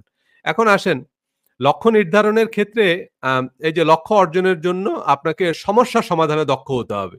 কারণ সমস্যা সমাধান মানেই সাফল্য। তাই না? এই যে আমরা অনেক সময় বলি যে এই লোকটা সফল। এই লোকটা সফল মানে কি? তাই না? যখন আমরা বলি যে এই মানুষটা অত্যন্ত সফল। এই মানুষটা কেন সফল? কারণ হচ্ছে এই মানুষটা তার জীবনে অসংখ্য সমস্যার সমাধান করছে। আপনি সফলকে কে যদি একটু আ মানে ভাগ করেন আরকি। একটু খোলামেলা একদম ছোলা-ছাঁচা কথায় যদি বলতে চান যে সফল মানে কি? সফল মানে হচ্ছে সমস্যার সমাধান। সাফল্য মানে হচ্ছে সমস্যার সমাধান। তো যে মানুষ সবচেয়ে সফল তার মানে হচ্ছে উনি অনেকগুলো সমস্যার সমাধান করছে। যেমন আমরা যদি আমাদের নবী রাসূলদেরকে বলি যে উনারা হচ্ছে আ সবচেয়ে সফল মানুষ। আমরা যদি আমাদের রাসূল সাল্লাল্লাহু আলাইহি সাল্লামকে বলি যে উনি হচ্ছেন আ সবচেয়ে সফল মানুষ। তো তার মানে কি? তার মানে হচ্ছে উনি এমন অনেক সমস্যা ছিল যে সমস্যাগুলোর উনি সমাধান করছেন। তো সমস্যার সমাধান করাটা হচ্ছে সাফল্য। বড় সফল রাজনীতিবিদ আমরা যদি বলি, তার মানে হচ্ছে দেশে অনেক সমস্যা ছিল। এই সমস্যাগুলোর উনি সমাধান করছে। তাই না? এই সমস্যার সমাধান মানেই হচ্ছে সাফল্য। সো আপনাকে সমস্যার সমাধানে এক্সপার্ট হইতে হবে। আপনি যদি বলেন যে, "ভাই এত সমস্যা হইলে কিভাবে কাজ করব?" এই সমস্যা আছে বলেই তো আপনার সফল হওয়ার সুযোগ আছে। যেখানে কোনো সমস্যা নাই সেখানে আপনার দরকারও তো নাই। তাই না? আপনার কাজটাই যেমন ধরেন আপনার অফিসে যদি কোনো সমস্যা না থাকে সেদিন থেকে আপনার চাকরি থাকবে না। কারণ আপনাকে নেয়াই হইছে, আপনাকে একটা চাকরি দেয়াই হইছে কারণ এটা একটা সমস্যা। এই সমস্যাটা সমাধান আপনি করবেন। এজন্যই আপনার চাকরি আছে। আপনাকে বেতন দেওয়া হয় সেজন্য। আপনি যেদিন যে ব্যবসাটায় আছেন, সেই সমস্যাটা মানে মানুষের একটা সমস্যা আছে দেখেই কিন্তু মানুষ আপনার কাছ থেকে প্রোডাক্ট কিনে। তাই না? যেমন ধরেন এই যে আমার এখানে একটা হিটার আছে। মানে ইলেকট্রিক হিটার। এখন নিউ ইয়র্কে তো এই যে ঠান্ডা পড়া শুরু হয়েছে। তো ঠান্ডা পড়লে আপনি যতই নিউ ইয়র্কের ঠান্ডা তো আর বাংলাদেশের ঠান্ডার মতো না। সো সেখানে আপনি ঘরের মধ্যে যতই জ্যাকেট-ট্যাকেট পরে থাকেন কাজ হবে না। সো অনেকভাবেই আমাদের শীতের বিরুদ্ধে ব্যবস্থা নিতে হয় আরকি। ঘরে হিটার আছে। তারপরে হচ্ছে ওই বাড়িগুলা বানানোর সময় বিভিন্নভাবে প্রতিরক্ষা ব্যবস্থা নেওয়া হয় আরকি যাতে ঠান্ডাটা ভিতরে ঢুকতে না পারে। তো ইনসুলেশন বলে এটাকে। এগুলা দিতে হয়। ওয়ালের মাঝখান দিয়ে ফোমের মতো একটা জিনিস দিতে হয় যাতে ঠান্ডাটা ভিতরে না আসতে পারে। তাও সেটাও পুরাপুরি তো আর কন্ট্রোল করতে পারে না। সো তারপরেও ঘরের মধ্যে বিভিন্নভাবে ইলেকট্রিক হিটার এটা সেটা তার এইভাবে ঘর গরম রাখতে হয় আরকি। তো এখন কোন কারণে ধরেন যখন এই সামারের সিজনে তখন কিন্তু এইসব ইলেকট্রিক হিটার-টিটার কোথায় আছে কেউ খোঁজও রাখে না। কারণ হচ্ছে কি এখানে যেহেতু সামারের সময় যেহেতু ঠান্ডাটা আর আমার প্রবলেম না, সুতরাং আমার হিটারেরও দরকার নেই। ইলেকট্রিক হিটার বা গ্যাস হিটার কোনটারই আমার দরকার পড়তেছে না। শীতের সময় কিন্তু কেউ এসব হিটার চালায় না। তখন আমার এসি দরকার। সো বাংলাদেশে যেমন আইপিএস এর ব্যবসা এটা একটা বড় ব্যবসা। তাই তো? কারণ বাংলাদেশে কিছুক্ষণ পর কারেন্ট যায়। সো আপনার আইপিএস লাগবে। আচ্ছা। এখন ধরেন আমেরিকায় আপনি আইপিএস যদি কাউকে গিয়ে জিজ্ঞেস করেন, কোন ইলেকট্রিকের দোকানে গিয়ে যদি আপনি জিজ্ঞেস করেন যে, "ভাই আমার আইপিএস লাগবে।" সে বলবে, "আইপিএস কি বস্তু ভাই?" কারণ সে আইপিএস এর নামও জীবনে শুনে নাই। কারণ আইপিএস কেন লাগবে? এখানে কোনদিনও আপনার কারেন্ট যায় নাই। মানে আমি আজকে ধরুন ১০ বছর আছি, ১০ বছরে এটা ১০ সেকেন্ডের জন্যও কারেন্ট যায়নি। কারণ কারেন্ট যায় না এখানে। কারেন্টের ব্যাকআপ সিস্টেম আছে আরকি। যে ইলেকট্রিসিটি সাপ্লাই কোম্পানি আছে তাদেরই ব্যাকআপ আছে। ২ টা ব্যাকআপ আছে। কোন কারণে যদি তাদের লাইনে কোন প্রবলেমের কারণে যদি কোন কারণে পাওয়ার সাপ্লাই বন্ধ থাকে, সাথেই তাদের 2nd লাইন থেকে পাওয়ার সাপ্লাই শুরু হবে। মানে এটা আমরা টেরও পাবো না যে কখন চেঞ্জ হয়ে গেছে। সো তারা লাইনে কাজ করুক আর যাই করুক, পাওয়ার সাপ্লাই বন্ধ হবে না। ১ সেকেন্ডের জন্য বন্ধ হবে না। সো এখানে আপনি আইপিএস এর ব্যবসা কিভাবে করবেন? তার মানে কোন একটা প্রবলেম যখন আসে, তখনই তো আপনার ব্যবসার সুযোগ আছে। যদি প্রবলেমই না থাকতো, আপনার দরকারও থাকতো না। সো এইটা খুব গুরুত্বপূর্ণ বিষয়। আপনাকে সমস্যার সমাধান করতে হবে। সমস্যাই যদি না থাকে তো আপনার দরকারটা কি? কারো আইনি সমস্যা না থাকলে তো সে তার উকিলের দরকার নাই। শারীরিক সমস্যা না থাকলে তো কেউ ডাক্তার ডাকবে না। আপনার অফিসে যেদিন থেকে কোন সমস্যা থাকবে না, সেদিন থেকে আপনার চাকরিও থাকবে না। তাই এত সমস্যা হলে কিভাবে কাজ করব এই চিন্তা বাদ দিয়ে সমস্যা খুঁজে বেড়াবেন। সমস্যা মানেই কাজ আর কাজ মানেই হচ্ছে পদোন্নতি। আপনি বলেন আপনার অফিসে অতিরিক্ত সমস্যা কি আছে? সেগুলো আপনি সমাধান করা শুরু করেন দেখবেন যে আস্তে আপনি ম্যানেজার থেকে জেনারেল ম্যানেজার হয়ে গেছেন। যে তারে যে সমস্যার সমাধানের দায়িত্ব দেওয়া হইছে তার বাইরেও সে খুঁজে আরো ১০ টা সমস্যা খুঁজে সেটারও সমাধান করতেছে। তখন তারে প্রমোশন দাও। কারণ সমস্যা আপনারে খুঁজে বের করতে হবে। এত সমস্যা হইলে কেমনে কাজ করব? আরে সমস্যা আছে দেখেই তো আপনার দরকার। আপনি একজন সেলসম্যান। এখন আপনি যদি বলেন যে ভাই সেল করা অত্যন্ত কঠিন। মানুষ শুনতে চায় না, মানুষ আজেবাজে কথা বলে, মানুষ খুবই মোটিভেটিং কথাবার্তা বলে। আরে ভাই রে ভাই সেল করা কঠিন দেখেই তো আপনার দরকার। মানুষ যদি নিজে এসে নিজ গরজে আমার ফ্যাক্টরি থেকে প্রোডাক্ট নিয়ে যেত, তা আমি কেন খামাখা আপনাকে কমিশন দিব? তাই না? আবার সেলসে যেমন ধরেন আপনি যদি সেলস ম্যানেজার হন, আপনি চিন্তা করলেন যে ভাই আমার এই ডাউন লাইনের যারা সেলসম্যান আছে এরা কেউ কথা শুনে না।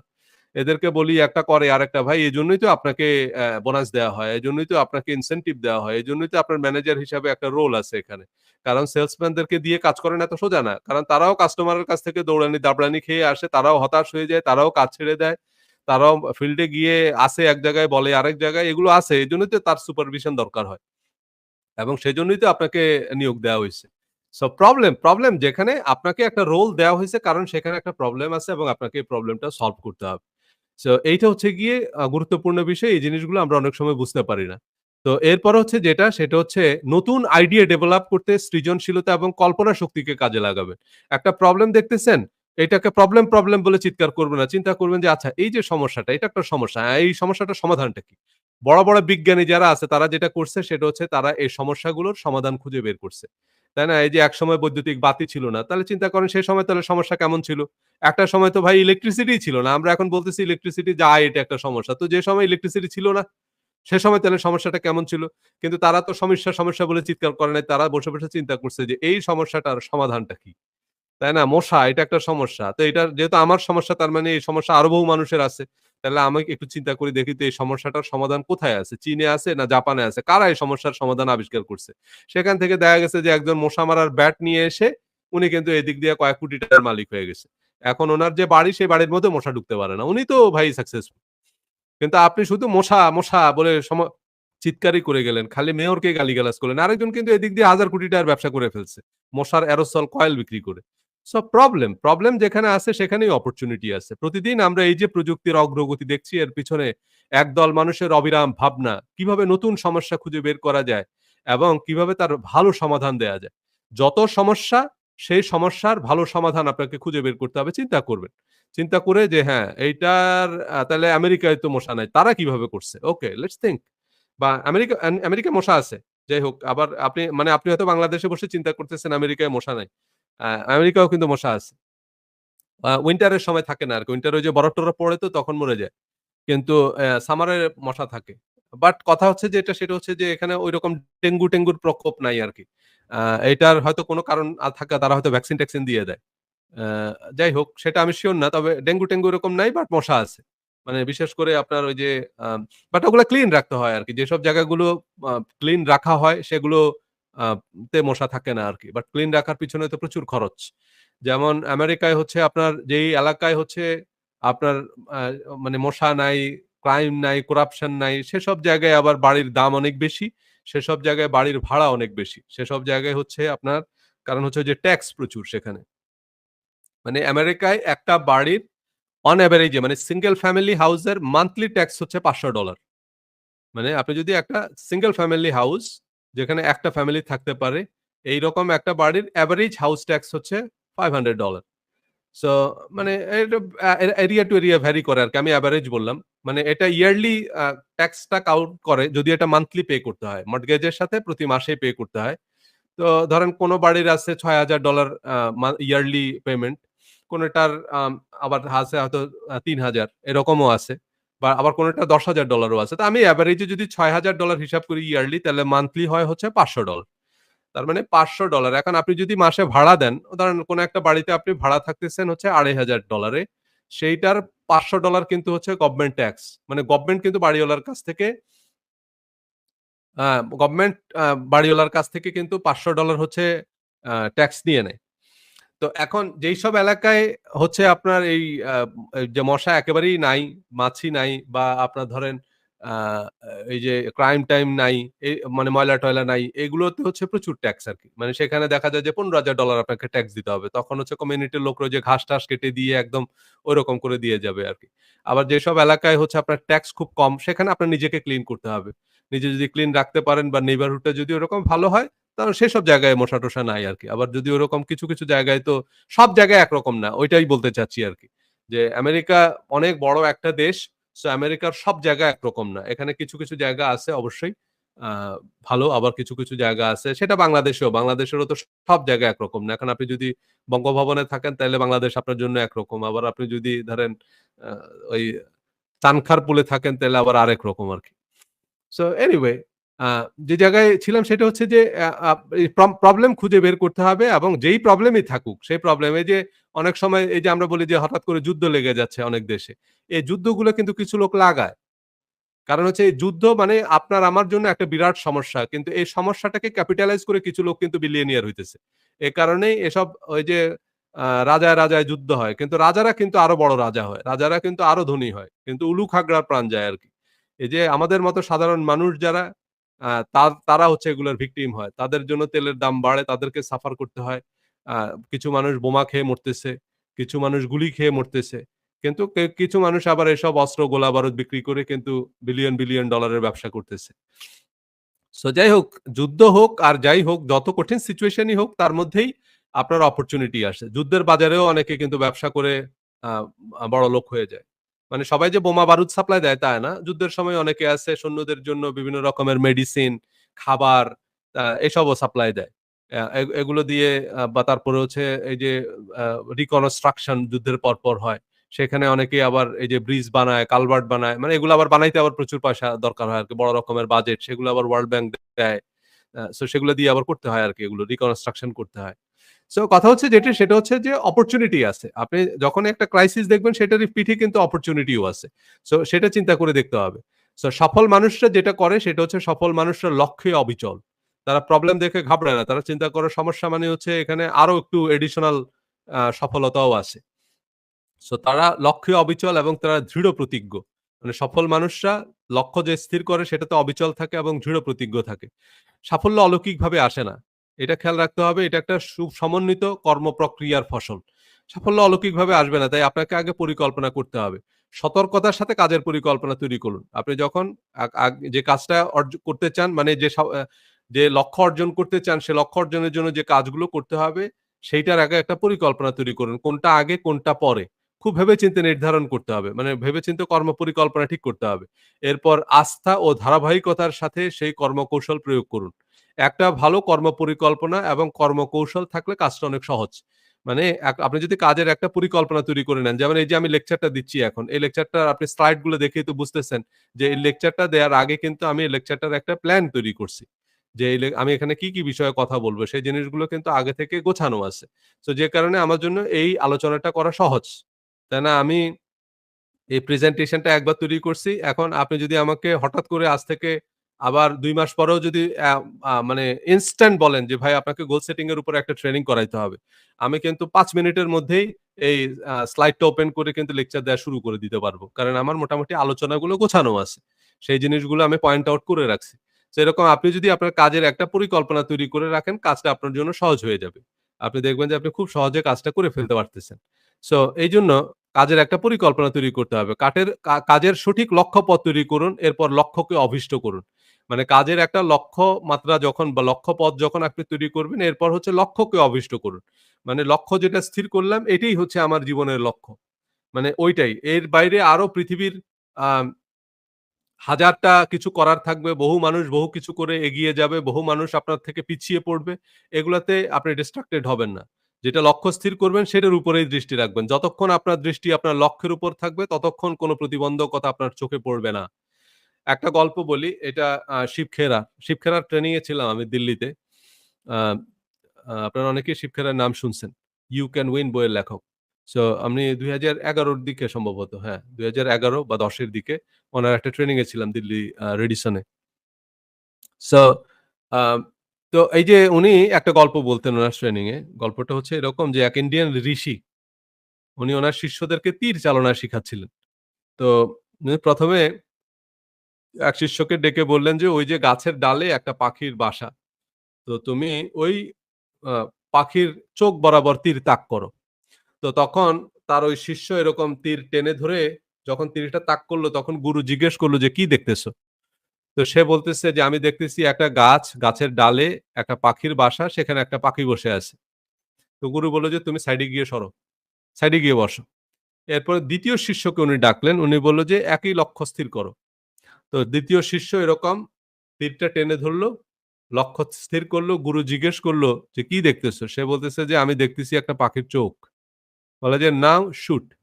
দেখেন আপনি যদি এই পাখির চোখে তীর লাগাইতে চান, তাইলে এরকম গাছের ডাল, পাখির বাসা এত কিছু যদি দেখেন তাহলে তীর কিন্তু গিয়ে পাখির চোখে লাগবে না। সো পাখির চোখে যদি আপনি তীর লাগাইতে চান, তাহলে আপনি শুধু পাখির চোখই দেখবেন। এজন্য শিকারীরা যখন শিকার করে দেখবেন যে তারা এরকম একটা চোখ বন্ধ করে ফেলে। কেন? কারণ হচ্ছে যাতে যেইটা তার টার্গেট না, যেটা তার লক্ষ্য না, সেই সব জিনিস যেন তার চোখে না পড়ে। সেজন্য আনওয়ান্টেড যত ডিস্ট্রাকশন আছে সবকিছুকে তারা চোখের আড়াল করে ফেলে। তারা যেইটাতে সে আ টার্গেট করতে চায়, যে জায়গায় সে গুলিটা লাগাতে চায়, সেই পয়েন্টটা যেন তার নজরটা থাকে। সেজন্য এক চোখ বন্ধ করে ফেলে শিকারীরা বা শুটাররা। সো আপনিও এরকম আপনি যে লক্ষ্য স্থির করবেন এরকম এক চোখ ছোট করে সেই লক্ষ্যের উপরে নজরটা রাখবেন। আর বাকি সবকিছু আ আড়াল করে রাখবেন, চোখের আড়াল করে রাখবেন। যদি আপনি এরকম একই সাথে doctor, engineer, barrister, film maker সব হইতে চান দেখবেন কিছুই হইতে পারেননি। তো এরকম একটা লক্ষ্য নির্ধারণ করবেন এবং বাকি সবকিছু ভুলে যাবেন যে পৃথিবীতেই একটাই প্রফেশন আছে। এখন কয়দিন পর যদি আপনারা আবার হতাশ হয়ে যান যে, "না ভাই যারা আমার সাথে ডাক্তারিতে গেছে তারা তো এখন ভালো পয়সা কামায়। তাইলে মনে হয় ডাক্তার হইলেই ভালো ছিল।" এই তো এই ডিরেলড হয়ে গেলেন। ডাক্তার হইলেই ভালো ছিল তা না। তো কথাটা হচ্ছে আপনার এরকম ১,০০০ ডাক্তার মিলে যা ইনকাম করে, একজন ফিল্ম মেকার তার থেকে বেশি ইনকাম করতে পারে যদি আপনি ভালো ফিল্ম মেকার হন। সো অ্যাক্টর, ক্রিকেটার যেকোনো কিছু করেই আপনি সফল হতে পারেন। কিন্তু আপনাকে এই একটা আগে বেছে নিতে হবে এবং সেই জায়গায় লক্ষ্য নির্ধারণ করতে হবে। সো মানুষ কনটেন্ট ক্রিয়েট করে। এই যে একটা YouTube চ্যানেল ক্রিয়েট করে কিন্তু মানুষ মিলিয়নিয়ার হয়ে গেছে। বহু মানুষ আছে যারা মিলিয়ন মানে 6 figure, multiple 6 figure, even 7 figure মানে বছরে $1,000,000 ইনকাম করে শুধু একটা YouTube চ্যানেল থেকে। সো একটা YouTube চ্যানেল খুলতে আপনার ১ পয়সাও লাগবে না। আপনার একটা ইমেইল অ্যাড্রেস থাকলেই আপনার একটা YouTube চ্যানেল আছে। বাট কথাটা হচ্ছে যেটা ওই যে বললাম, যারা YouTube চ্যানেল খুলে মিলিয়নিয়ার হইছে তারা এরকম YouTube চ্যানেল যেদিন খুলছে সেদিন থেকেই এক চোখ বন্ধ করে ফেলছে। তার ওই লক্ষ্যটা ছিল ওইটার উপরে যে ভাই আমি YouTube এ কনটেন্ট ক্রিয়েট করব। That's it. ওই একটা জায়গায় ফোকাস করেই কিন্তু সে মিলিয়নিয়ার হয়ে গেছে। সো সেলিব্রিটি হয়ে গেছে। সো ওইজন্যই বললাম যে আপনি একটা জায়গায় লক্ষ্য স্থির করেন। আপনাকে সফল হওয়ার জন্য John Hopkins, Harvard business school এগুলাতে যেতে হবে না। আপনার মিস্টার বিস্ট নামে একজন ইউটিউবার আছে। এখনো মনে হয় ১৮ বছর হইছে কিনা ১৮ বছর বা কিছু একটা বেশি হবে আরকি। অল্প ২০-২২ বছরের বয়স। তার YouTube চ্যানেল ২০১২ তে সে YouTube চ্যানেল খুলছে। তার YouTube চ্যানেলের দাম উঠছে হলো $১,০০,০০,০০০ $১,০০,০০,০০০ তাকে অফার করছে কিন্তু সে তার YouTube চ্যানেল বিক্রি করে নাই। তো $১,০০,০০,০০০ অফার করছে কেন? কারণ তার ওই চ্যানেল থেকে $১,০০,০০,০০০ এর রিটার্ন আসতেছে। জাস্ট একটা YouTube চ্যানেল। একটা YouTube চ্যানেল খুলে সে বিলিয়নিয়ার হয়ে গেছে। সো এজন্যই বললাম যে সফল হওয়ার জন্য আপনাকে রকেট সায়েন্স জানা লাগবে না। আপনি খুব সিম্পল এই যে YouTube এ কনটেন্ট আপলোড করতে তারা এখন সেলিব্রিটি হয়ে গেছে। তারা এখন ভালো পয়সা ইনকাম করে। কিন্তু আমরা অনেকে এগুলাকে এখনো কাজ মনে করি না। অনেকে ইউটিউবারদেরকে নিয়ে হাসাহাসি করে। সো লেট দেম লাফ। কথা হচ্ছে যেটা সেটা হলো আপনি আপনার কাজ করতে থাকুন। মানুষ হাসবে। কিন্তু সেটা দিয়ে আপনি অনেকের থেকেও বেশি সফল হতে পারবেন। সো লক্ষ্য হতে পারে দলীয়, ব্যক্তিগত এবং পেশাগত। সো লক্ষ্য যখন নির্ধারণ করবেন খেয়াল রাখবেন যে এটা দলীয় লক্ষ্য হতে পারে। মানে একটা হচ্ছে যে আপনি যদি লিডার হন, আপনি যদি কোন একটা প্রতিষ্ঠানের সিইও হন, আপনি যদি একটা প্রতিষ্ঠানের উদ্যোক্তা হন, আপনি যদি টিম লিডার হন, তাহলে দলের একটা লক্ষ্য থাকবে। আপনার ব্যক্তিগত ল আ সেটা ব্যক্তিগত লক্ষ্য থাকবে যেমন আপনার ফ্যামিলি, আপনার এই যে জিনিসগুলো, আপনার স্পিরিচুয়াল, আপনার একটা আধ্যাত্মিক গোল থাকবে সেইসব জিনিসগুলো। এরপর হচ্ছে পেশাগত লক্ষ্য। যে আমার ভাই পেশাগত কিছু লক্ষ্য আছে। সেটা হচ্ছে আমি জীবনে এই জিনিসগুলো আমার প্রফেশন এ আমি পেশাগতভাবে আমি এই। যেমন আমি প্রফেশনালি একজন ডিজিটাল মার্কেটিং কনসালটেন্ট। এরকম আপনি একজন ফিল্ম মেকার হইতে পারেন, আপনি একজন লইয়ার হইতে পারেন। সো সেটা হচ্ছে আপনার পেশাগত লক্ষ্য। সো এরকম। এখন আমাদের লক্ষ্যবস্তুতে এমনভাবে মনোনিবেশ করতে হবে যেন অপ্রাসঙ্গিক কাজগুলো আমাদের চোখেই না পড়ে। তবেই লক্ষ্য অর্জন সহজ হবে। সো ওই যে বললাম এক চোখ বন্ধ করে ফেলতে হবে। আননেসেসারি আনওয়ান্টেড আরেকজন কি করতেছে সেটা কত গুরুত্বপূর্ণ, সে সেখানে কত টাকা ইনকাম করতেছে এগুলাতে আমার ডিস্ট্রাক্টেড হওয়ার কোন দরকার নেই। আমার যে লক্ষ্য, কারণ আমার লক্ষ্য আমার। আমি চাইলেও তার মতো হইতে পারব না। আরেকজন হয়তো আরেকটা করে সফল হচ্ছে। আরেকজন হয়তো YouTube করে বিলিয়নিয়ার হয়ে গেছে। তাই বলে আমাকে ইউটিউবার হইতে হবে এমন কোন কথা নাই। সেই জায়গায় যদি আমার ইন্টারেস্ট না থাকে বাদ দেন। এখন ইউটিউবারের সাফল্যের গল্প শুনে আপনি দৌড় শুরু করলেন যে আমাকেও ইউটিউবার হইতে হবে। আপনার জন্য দুঃসংবাদ হচ্ছে যে এটা পৃথিবীতে 90% ইউটিউবার ১ পয়সাও ইনকাম করে না। Not a single Penney. ১ মানে 90% আর বাকি যে 10% মানে আর বাকি 10% এর মধ্যেও 90% মানে বাকি ১০ জনের মধ্যে যে ৯ জন তারা যা ইনকাম করে সেটা একেবারেই নগণ্য।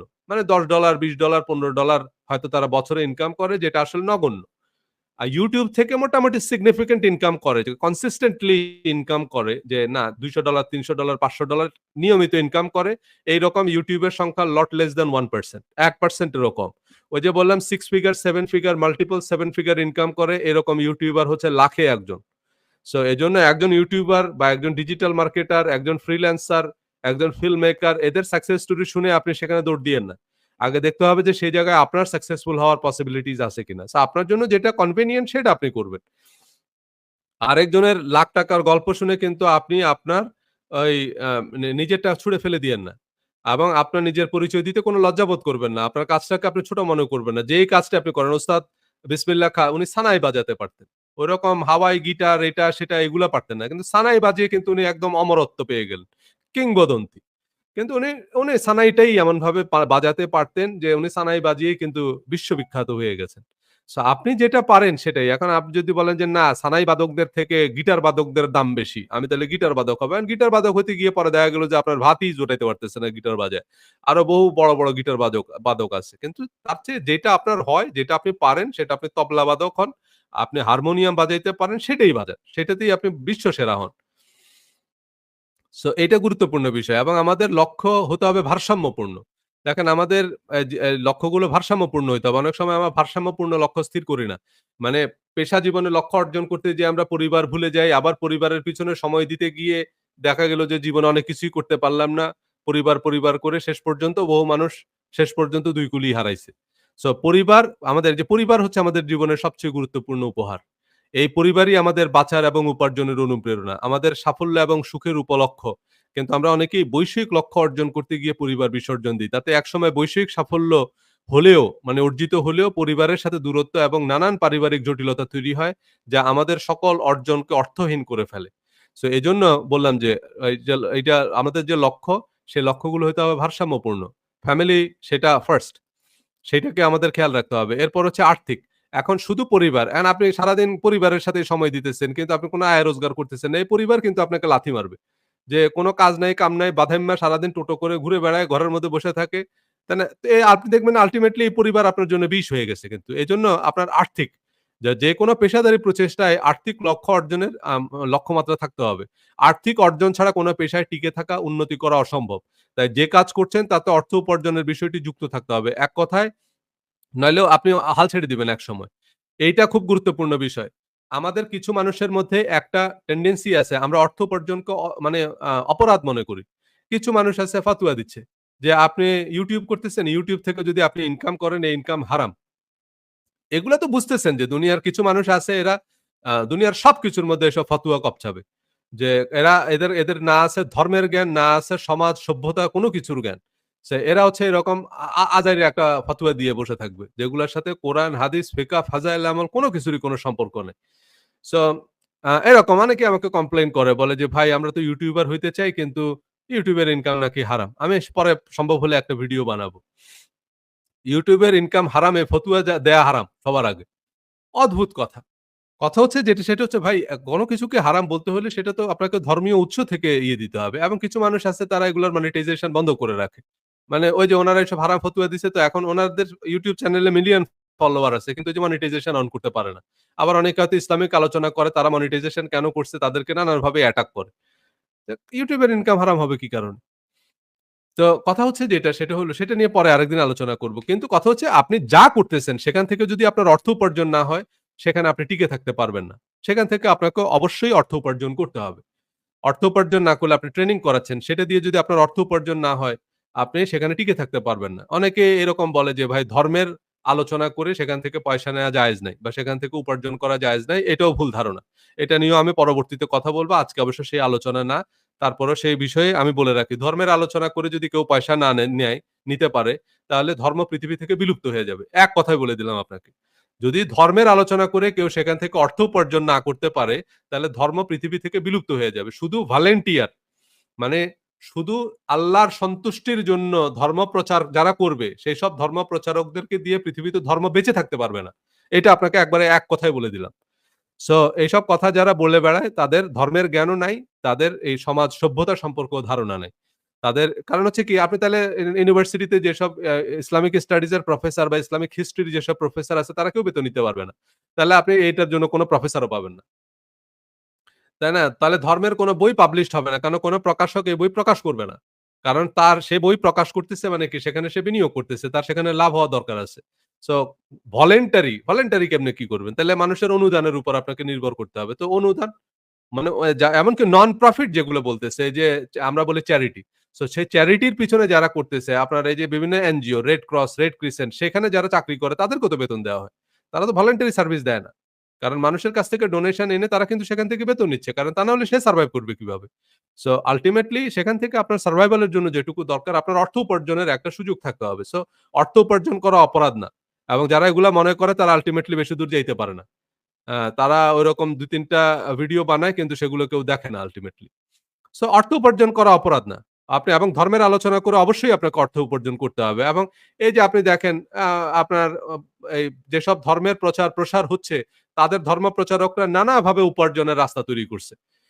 এবং সে কারণে তার বেশি আপনার যদি সেখান থেকে বেশি উপার্জন হয় তখন দেখা যাচ্ছে যে এই যে আপনার আ আ আ এই আমাদের দেশের অ্যা ইয়েগুলো আপনার এই ইসলামিক স্কলাররা যত ফান্ড পায়, আপনি দেখবেন যে বরং আমেরিকার যেসব স্কলাররা, আমেরিকার এই যে হার্ভার্ড ইউনিভার্সিটির ইসলামিক স্টাডিজ প্রোগ্রাম আছে, সেটার নামই হচ্ছে Prince Al Waleed bin Talal Islamic Studies programme.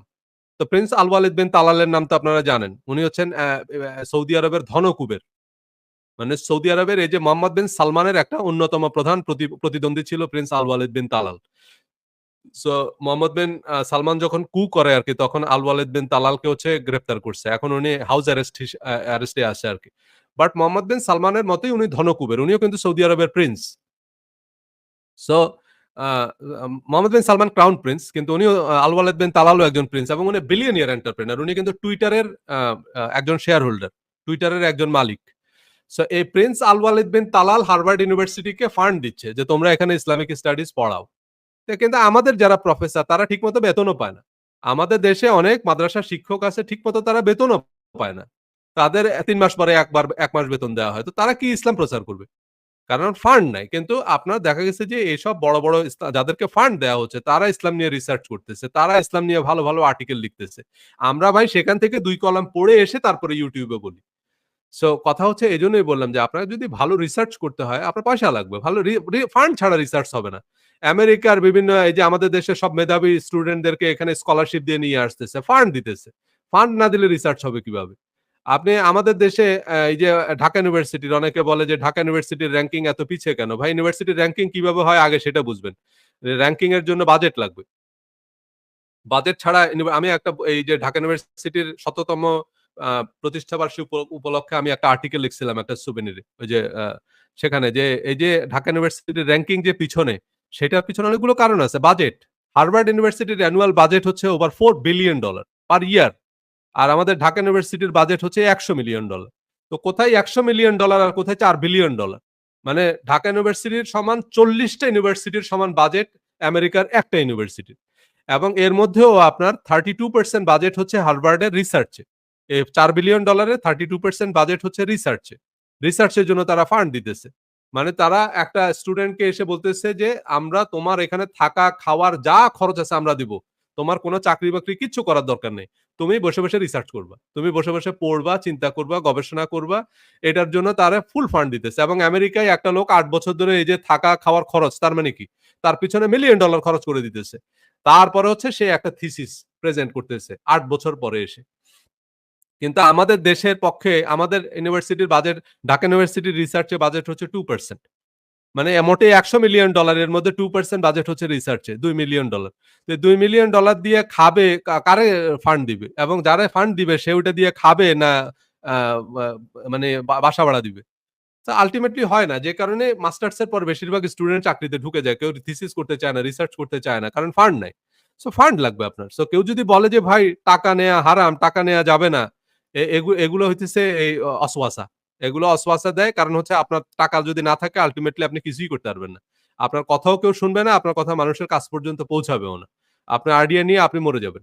এজন্য অবশ্যই যা করতেছেন সেখান থেকে অর্থ উপার্জন করতে হবে। অর্থ উপার্জন না করলে আপনি টিকতে পারবেন না সেখানে। অবশ্যই আপনার সেখান থেকে অর্থ উপার্জন করতে হবে। এরপর হচ্ছে তার মানে অর্থ উপার্জনের লক্ষ্যমাত্রা নির্ধারণ করতে হবে এবং সুস্থতা। আপনার শারীরিক সুস্থতা। এই যে শারীরিক, মানসিক এবং আত্মিক সুস্থতা এর অন্যতম প্রধান লক্ষ্য হওয়া উচিত। শারীরিক, মানসিক এবং আত্মিকভাবে অসুস্থ থাকলে আর সবকিছুই মূল্যহীন। এই সুস্থতা মানে শারীরিকভাবেও সুস্থ থাকতে হবে। ভাই দেখেন, আমার খুব ক্লোজ এক ভাই। আমি যদি উনার স্ট্যাটাসটা পড়ে শোনাই, আপনার চোখে পানি ধরে রাখতে পারবেন না। রবি ভাই। উনিও একজন লেখক, বেস্ট সেলিং অথর। অনেকগুলো বই পাবলিশড হইছে। ওয়াশিংটন ডিসিতে থাকে। আমি আম উনার সাথে গল্প করার জন্য মাঝে, মাঝে শুধু ওয়াশিংটন ডিসিতে যাই। তো কিছুদিন আগে স্ট্রোক করছে এবং এরপরে ওপেন হার্ট সার্জারি হলো এবং যে হৃদয় বিদারক আ আ স্ট্যাটাস লিখছে উনি ফেসবুকে যে, আমার শরীরটা ছিল হচ্ছে আমার বৃত্ত। আমি যা খুশি করতাম। কিন্তু হঠাৎ করে শরীর কু করে বসছে আরকি। মানে আসলেই পরোয়া করে নাই আরকি। মানে উনি যখন যা খুশি খাইতো, যা খুশি করত। শরীরের দিকে নজর দেয় নাই। কিন্তু হঠাৎ করে যখন এই যে স্ট্রোক করল, এরপরে বাইপাস সার্জারি করল, এখন বলতেছে যে এই যে এরপর থেকে যে জীবনটা হবে, বলে যে এখন জামা পড়তেও ২ দিন ২ জনের হেল্প লাগে। তাই না? এরকম বুকের এদিক থেকে এদিকে ফাড়া। সো এখন হচ্ছে গিয়ে মানে এই যে শরীর একবার যখন কু করে উঠবে, তখন আপনি দেখবেন যাবতীয় সকল অর্জন সবকিছুই বেকার হয়ে যাবে। এজন্য শরীরের ব্যাপারে খেয়াল রাখতে হবে যে না শরীরের জন্য আমার সুস্থতার জন্য প্রতিদিন ১ ঘন্টা এক্সারসাইজ করতে হবে। এটা আমাকে যেকোনোভাবেই করতে হবে। এবং মানসিক সুস্থতা খুবই জরুরি। মানসিকভাবে সুস্থ থাকতে হবে। সেজন্য ওই যে বললাম ফ্যামিলি, ফ্রেন্ড এরকম ভালো ফ্রেন্ড দরকার। যেখানে গেলে যেগুলো টক্সিক পিপল আছে সেগুলা থেকে আস্তে, আস্তে সরে আসবেন। আ এসব টক্সিক পিপল যেগুলা সেগুলা থেকে এরপরে আত্মিক সুস্থতা। আত্মিক সুস্থতা মানে আত্মিক বিশুদ্ধতা। মানে তাজকিয়া নফস এই যে আত্মার পরিশুদ্ধতা। এই যে আমাদের সুফিবাদের মূল কথা কি? যে আত্মাকে পরিশুদ্ধ করতে হবে। আত্মা যদি শুদ্ধ না হয়, অ সব অর্জন সবকিছুই বেকার। আপনি দেখবেন। এইজন্যই আপনার এই যে আপনার এই আত্মিক শুদ্ধতা খুব গুরুত্বপূর্ণ বিষয়। আত্মিক শুদ্ধতা যদি না থাকে, শারীরিকভাবে অনেক মানুষ সুস্থ কিন্তু মানসিকভাবে অসুস্থ। তো এই মানুষকে সুস্থ বলবেন আপনি? আপনি দেখবেন সুইসাইড করছে সে। কেন সুইসাইড করছে? আপনি তার পুরা শরীর দেখবেন ঠিক আছে। তার কোন কোলেস্টেরল নাই, সুগারও নাই, কিছুই নাই, সবই ঠিক আছে। কিন্তু তারপরেও সে গলায় দড়ি দিল কেন? কারণ সে মানসিকভাবে অসুস্থ। এজন্য শারীরিক সুস্থতা যেমন জরুরি, মানসিক সুস্থতাও জরুরি। আবার একটা মানুষ শারীরিকভাবে অসুস্থ, মানসিকভাবে অসুস্থ। তার কোনো ডিপ্রেশন নাই, তার কোনো এনক্সাইটি নাই। কিন্তু তার আত্মা অসুস্থ। আত্মা অসুস্থ মানে সে হইতেছে যত রকমের নেতিবাচক কাজ সেগুলাতে সে আনন্দ পায়। সে একটা মানুষ খুন করার মধ্যে আনন্দ পায়। সে মানুষ ঠকানোতে আনন্দ পায়। সে যত মিথ্যা কথা বলাতে সে কষ্ট পায় না। মানে তার খারাপ লাগে না। সে মানুষের সাথে দুর্ব্যবহার করতেছে এতে তার খারাপ লাগে না। যত রকমের খারাপ কাজ আছে সেগুলাতে তার খারাপ লাগে না। কিন্তু যত রকমের ভালো কাজ আছে সেগুলাতে তার মন বসে না। সেগুলাতে তার ভাল লাগে না। হ্যাঁ? এটার কারণ হচ্ছে আত্মার অসুস্থতা। মানে আমাদের আত্মা অসুস্থ হয়ে গেছে। যে কারণে খারাপ কিছু আমাদের আর খারাপ লাগে না।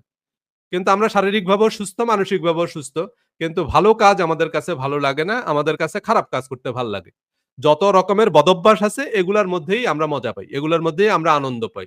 তার মানে আমাদের আত্মা অসুস্থ হয়ে গেছে। আমাদের সোল করাপ্টেড হয়ে গেছে। এজন্য আমাদের এই যে একজন এই যে এই সুফিবাদ মানে কি? যে আত্মাকে আমাদের আগে সংশোধন করতে হবে। যে না আমার ভালো কাজে ভালো লাগতেছে। আমি যখন একটা সত্য কথা বলতেছি, আমি যখন একজন মানুষের কোনো একটা উপকারে লাগতেছি তখন আমার আনন্দ হচ্ছে। আমার ভালো লাগতেছে। কিন্তু আমার দ্বারা যখন কোনো মানুষ কষ্ট পায়, তখন আমি কষ্ট পাচ্ছি। এবং এইটা হচ্ছে গিয়ে আত্মার বিশুদ্ধতা। এইভাবে আমাদেরকে এটা খেয়াল রাখতে হবে যে না আমাদের আত্মার বিশুদ্ধতায় মনোনিবেশ করতে হবে। এগুলো হইতে হবে আমাদের লক্ষ্য। তো তারপর হচ্ছে একটা অর্থবহ কার্যকর লক্ষ্য নির্ধারণে যে উপকরণগুলো খেয়াল রাখতে হবে সেটা হচ্ছে দেখেন যখন একটা লক্ষ্য স্থির করবেন, লক্ষ্য একটা সুনির্দিষ্ট কাজ সম্পাদন করার মধ্য দিয়ে একটা কিছু অর্জন করা, নির্দিষ্ট কিছু অর্জন করা বুঝায়। মানে একটা সুনির্দিষ্ট কাজ সম্পাদন। তাই না? এখন আপনি যে অবস্থায় আছেন সেই অবস্থা তো আর আপনার লক্ষ্য হইতে পারে না। তার মানে আপনি কিছু একটা অর্জন করতে চান, যেটার জন্য সুনির্দিষ্ট কিছু কাজ সম্পাদন করতে হবে, তাহলে সেটা লক্ষ্য। এরপরে সেটা হচ্ছে সেটা পরিমাপ করা যায়। লক্ষ্য হইতে হবে measurable যে পরিমাপ করা যায় এমন ফলাফল থাকতে হবে। কখন বা কিভাবে বুঝবেন যে আপনি লক্ষ্য অর্জনে কতখানি অগ্রগতি করেছেন বা কখন বুঝবেন যে আপনি আপনার লক্ষ্যে পৌঁছেছেন? তাই না? যেমন ধরেন আপনি বলতে পারবেন যে আমি আমার লক্ষ্যের 40% গেইন করছি। আগে আপনাকে এটা একটা পরিমাপ করতে হবে যে ভাই আমার আপাতত লক্ষ্য হচ্ছে যে আমি আমার YouTube চ্যানেলের ১,০০,০০০ ফলোয়ার মানে আমার YouTube চ্যানেলটাকে আমি এই জায়গায় নিয়ে যেতে চাই। তাহলে এখন ১,০০,০০০ ফলোয়ার হইছে মানে আমি 10% অ্যাচিভ করছি। মানে এরকম। আবার আপনি ১,০০,০০০ লক্ষ্যমাত্রা স্থির করতে পারেন। সেখানে যাওয়ার পর আপনি আবার সেটাকে পরবর্তী লক্ষ্যমাত্রায় নির্ধারণ করবেন। সো এরকম লক্ষ্যমাত্রা স্থির করবেন। কর্ম সম্পাদনের সুনির্দিষ্ট দিন এবং সময়। লক্ষ্য একটা স্থির করে দিলাম কিন্তু সেটা অর্জনের কোনো দিন তারিখ যদি না থাকে তাহলে এটা গোল না। এটা উইশ। কারণ একদম ডেডলাইন দিয়ে দিতে হবে। এরপর হচ্ছে সেটা হলো লক্ষ্য নির্ধারণের জন্য সর্বোচ্চ মূল্য বরাদ্দ করতে হবে। মানে একটা লক্ষ্য যখন আপনি অর্জন করবেন, লক্ষ্যটা আপনা-আপনি অর্জিত হবে না। লক্ষ্য নির্ধারণের জন্য আপনাকে তার মূল্য নির্ধারণ করতে হবে। মূল্য কি? মূল্য হচ্ছে এই লক্ষ্য নির্ধারণের জন্য আপনার টাকা লাগবে।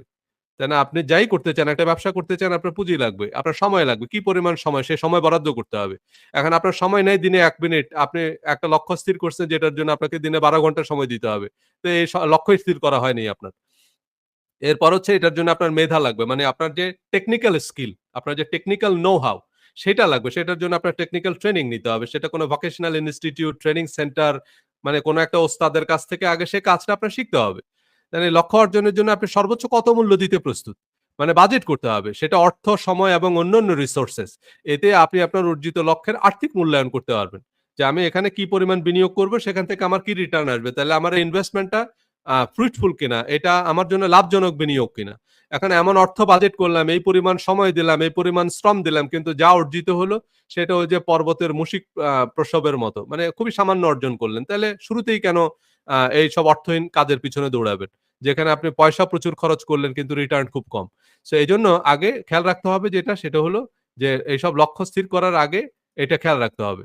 তাহলে এখন গোলের যে ডেফিনিশন সেটা একটু আগে আমরা একটু বোঝার চেষ্টা করি। সেটা হচ্ছে a goal is a specific and measurable accomplishment to be achieved within a specific time and under specific cost constraints.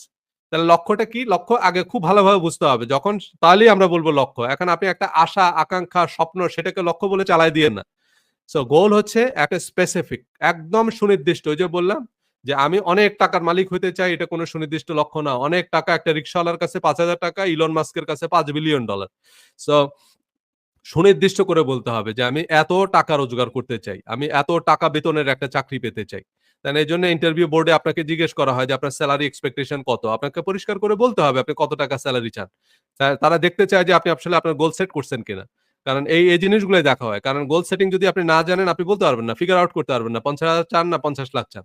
আপনি আসলে আপনার অ্যাসেসমেন্টই করতে পারতেছেন না যে আপনার যে স্কিল, আপনার যে কোয়ালিফিকেশনস আছে সেটার আসলে কেমন ভ্যালু হওয়া উচিত।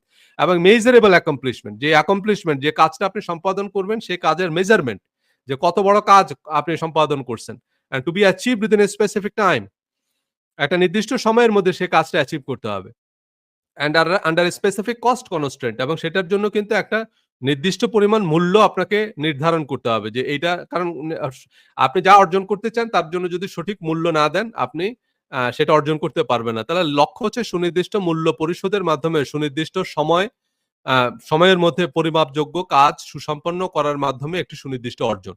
তাই না? এই যে জিনিসগুলো যখন আপনার মধ্যে থাকবে, তখন সেটা হচ্ছে গিয়ে আপনার আ মানে এই লক্ষ্য অর্জন। মানে সেটাও হবে একটা লক্ষ্য। তো এই সবকিছু বিবেচনা করে আপনি যখন একটা লক্ষ্য নির্ধারণ করবেন, তখন সেইটা হচ্ছে একটা সায়েন্টিফিক গোল। যেকোনো অফিসে যদি আপনি কাজ করেন, যেকোনো অফিসে যদি আপনি যে একটা প্রজেক্ট আমরা যখন একটা বলি না এই যে প্রজেক্ট, একটা হচ্ছে ফ্রিকশন মানুষ আশা করতেছে মঙ্গল গ্রহে যাবো।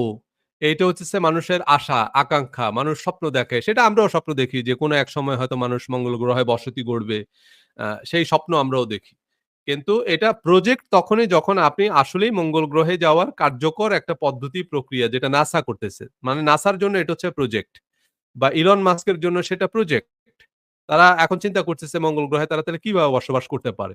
সেটার জন্য তারা কিছু পদ্ধতি, প্রক্রিয়া এবং সেটার জন্য কিছু লক্ষ্যমাত্রা নিয়ে তারা কাজ করতেছে। সেটার জন্য তারা কিন্তু একটা গোল সেট করে ফেলছে, বাজেট করে ফেলছে। সেটার জন্য লোক নিয়োগ করা হইছে। তো তার মানে এটা একটা প্রক্রিয়া। কিন্তু তারা বসে আমরা যদি বসে শুধু চিন্তা করি তাহলে সেটা হচ্ছে একটা ফিকশন বা সেটা একটা উইশ। কিন্তু যারা সেটা নিয়ে কাজ শুরু করে দিচ্ছে, তার মানে তারা আন্দাজের কিন্তু বিলিয়ন ডলার বাজেট করে নাই। তারা সেই লক্ষ্যমাত্রা অর্জনের জন্য কিন্তু এই যে বাজেট করছে যে কত বাজেট লাগবে, কত লোক লাগবে, কি প্রযুক্তি লাগবে, কত দিনের মধ্যে এটা কোন লক্ষ্যমাত্রা অর্জিত হবে। সেই জিনিসগুলো তারা ঠিকভাবে করছে। সো আমরাও আমাদের লক্ষ্যমাত্রা গুলো যখন সেভাবে নির্ধারণ করব, তখন থেকে আপনি দেখবেন যে আপনার এই কাজ শুরু হইছে। আপনি দেখবেন যে অটোমেটিক্যালি কিন্তু আপনি আপনার লক্ষ্যের দিকে অগ্রসর হচ্ছেন। কারণ এইবার আপনি ডেস্টিনেশন সেট করছেন। এবার আপনি জিপিএস এ আপনার গন্তব্য সেট করছেন। সুতরাং আপনার গাড়ি সেদিকে অগ্রসর হচ্ছে। আস্তে আপনার মাইলেজ কমতেছে। এখন আপনি যদি ভাই গন্তব্যই সেট না করেন, গাড়ি মাইলে হয়তো উঠতেছে যে আপনি ১০০ মাইল ড্রাইভ করছেন। কিন্তু আপনি কোথায় যাচ্ছেন আপনি নিজেই জানেন না। সো কথা হচ্ছে যেটা এজন্য আমাদের আগে এভাবে লক্ষ্য স্থির করতে হবে। সো সফল হওয়ার জন্য আমাদের লক্ষ্য নির্ধারণ করা খুব জরুরি এবং লক্ষ্য নির্ধারণ ওই যে বললাম পারিবারিক, আর্থিক এবং হচ্ছে আপনার স্পিরিচুয়াল এসব জিনিসগুলো খেয়াল রাখতে হবে। নয়তো হয়তো একটা অ্যাচিভ করবেন কিন্তু সেটা আল্টিমেটলি অর্থবহ হবে না।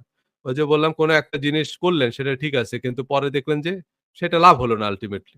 একটা তরকারি রান্না করছেন পরে সেটা খাওয়া গেল না। কারণ সেটার মধ্যে আল্টিমেটলি সেটা মানে অখাদ্য হয়ে গেল। কারণ হচ্ছে সেটার সব উপকরণ মিসিং দেওয়া হয় নাই ঠিকমতো। এজন্য আপনার গোলের মধ্যে সবকিছুই থাকতে হবে। সো নেক্সট যে সে আ আ পর্বটা আগামী পর্বে মানে আগামী মঙ্গলবারে আমরা যেটা নিয়ে কথা বলব সেটা হচ্ছে লক্ষ্য স্থির থাকা। লক্ষ্যে স্থির থাকা যে আমি লক্ষ্য একটা স্থির করলাম কিন্তু আমার লক্ষ্য স্থির করা আছে কিন্তু আমি স্থির নাই আরকি। আমি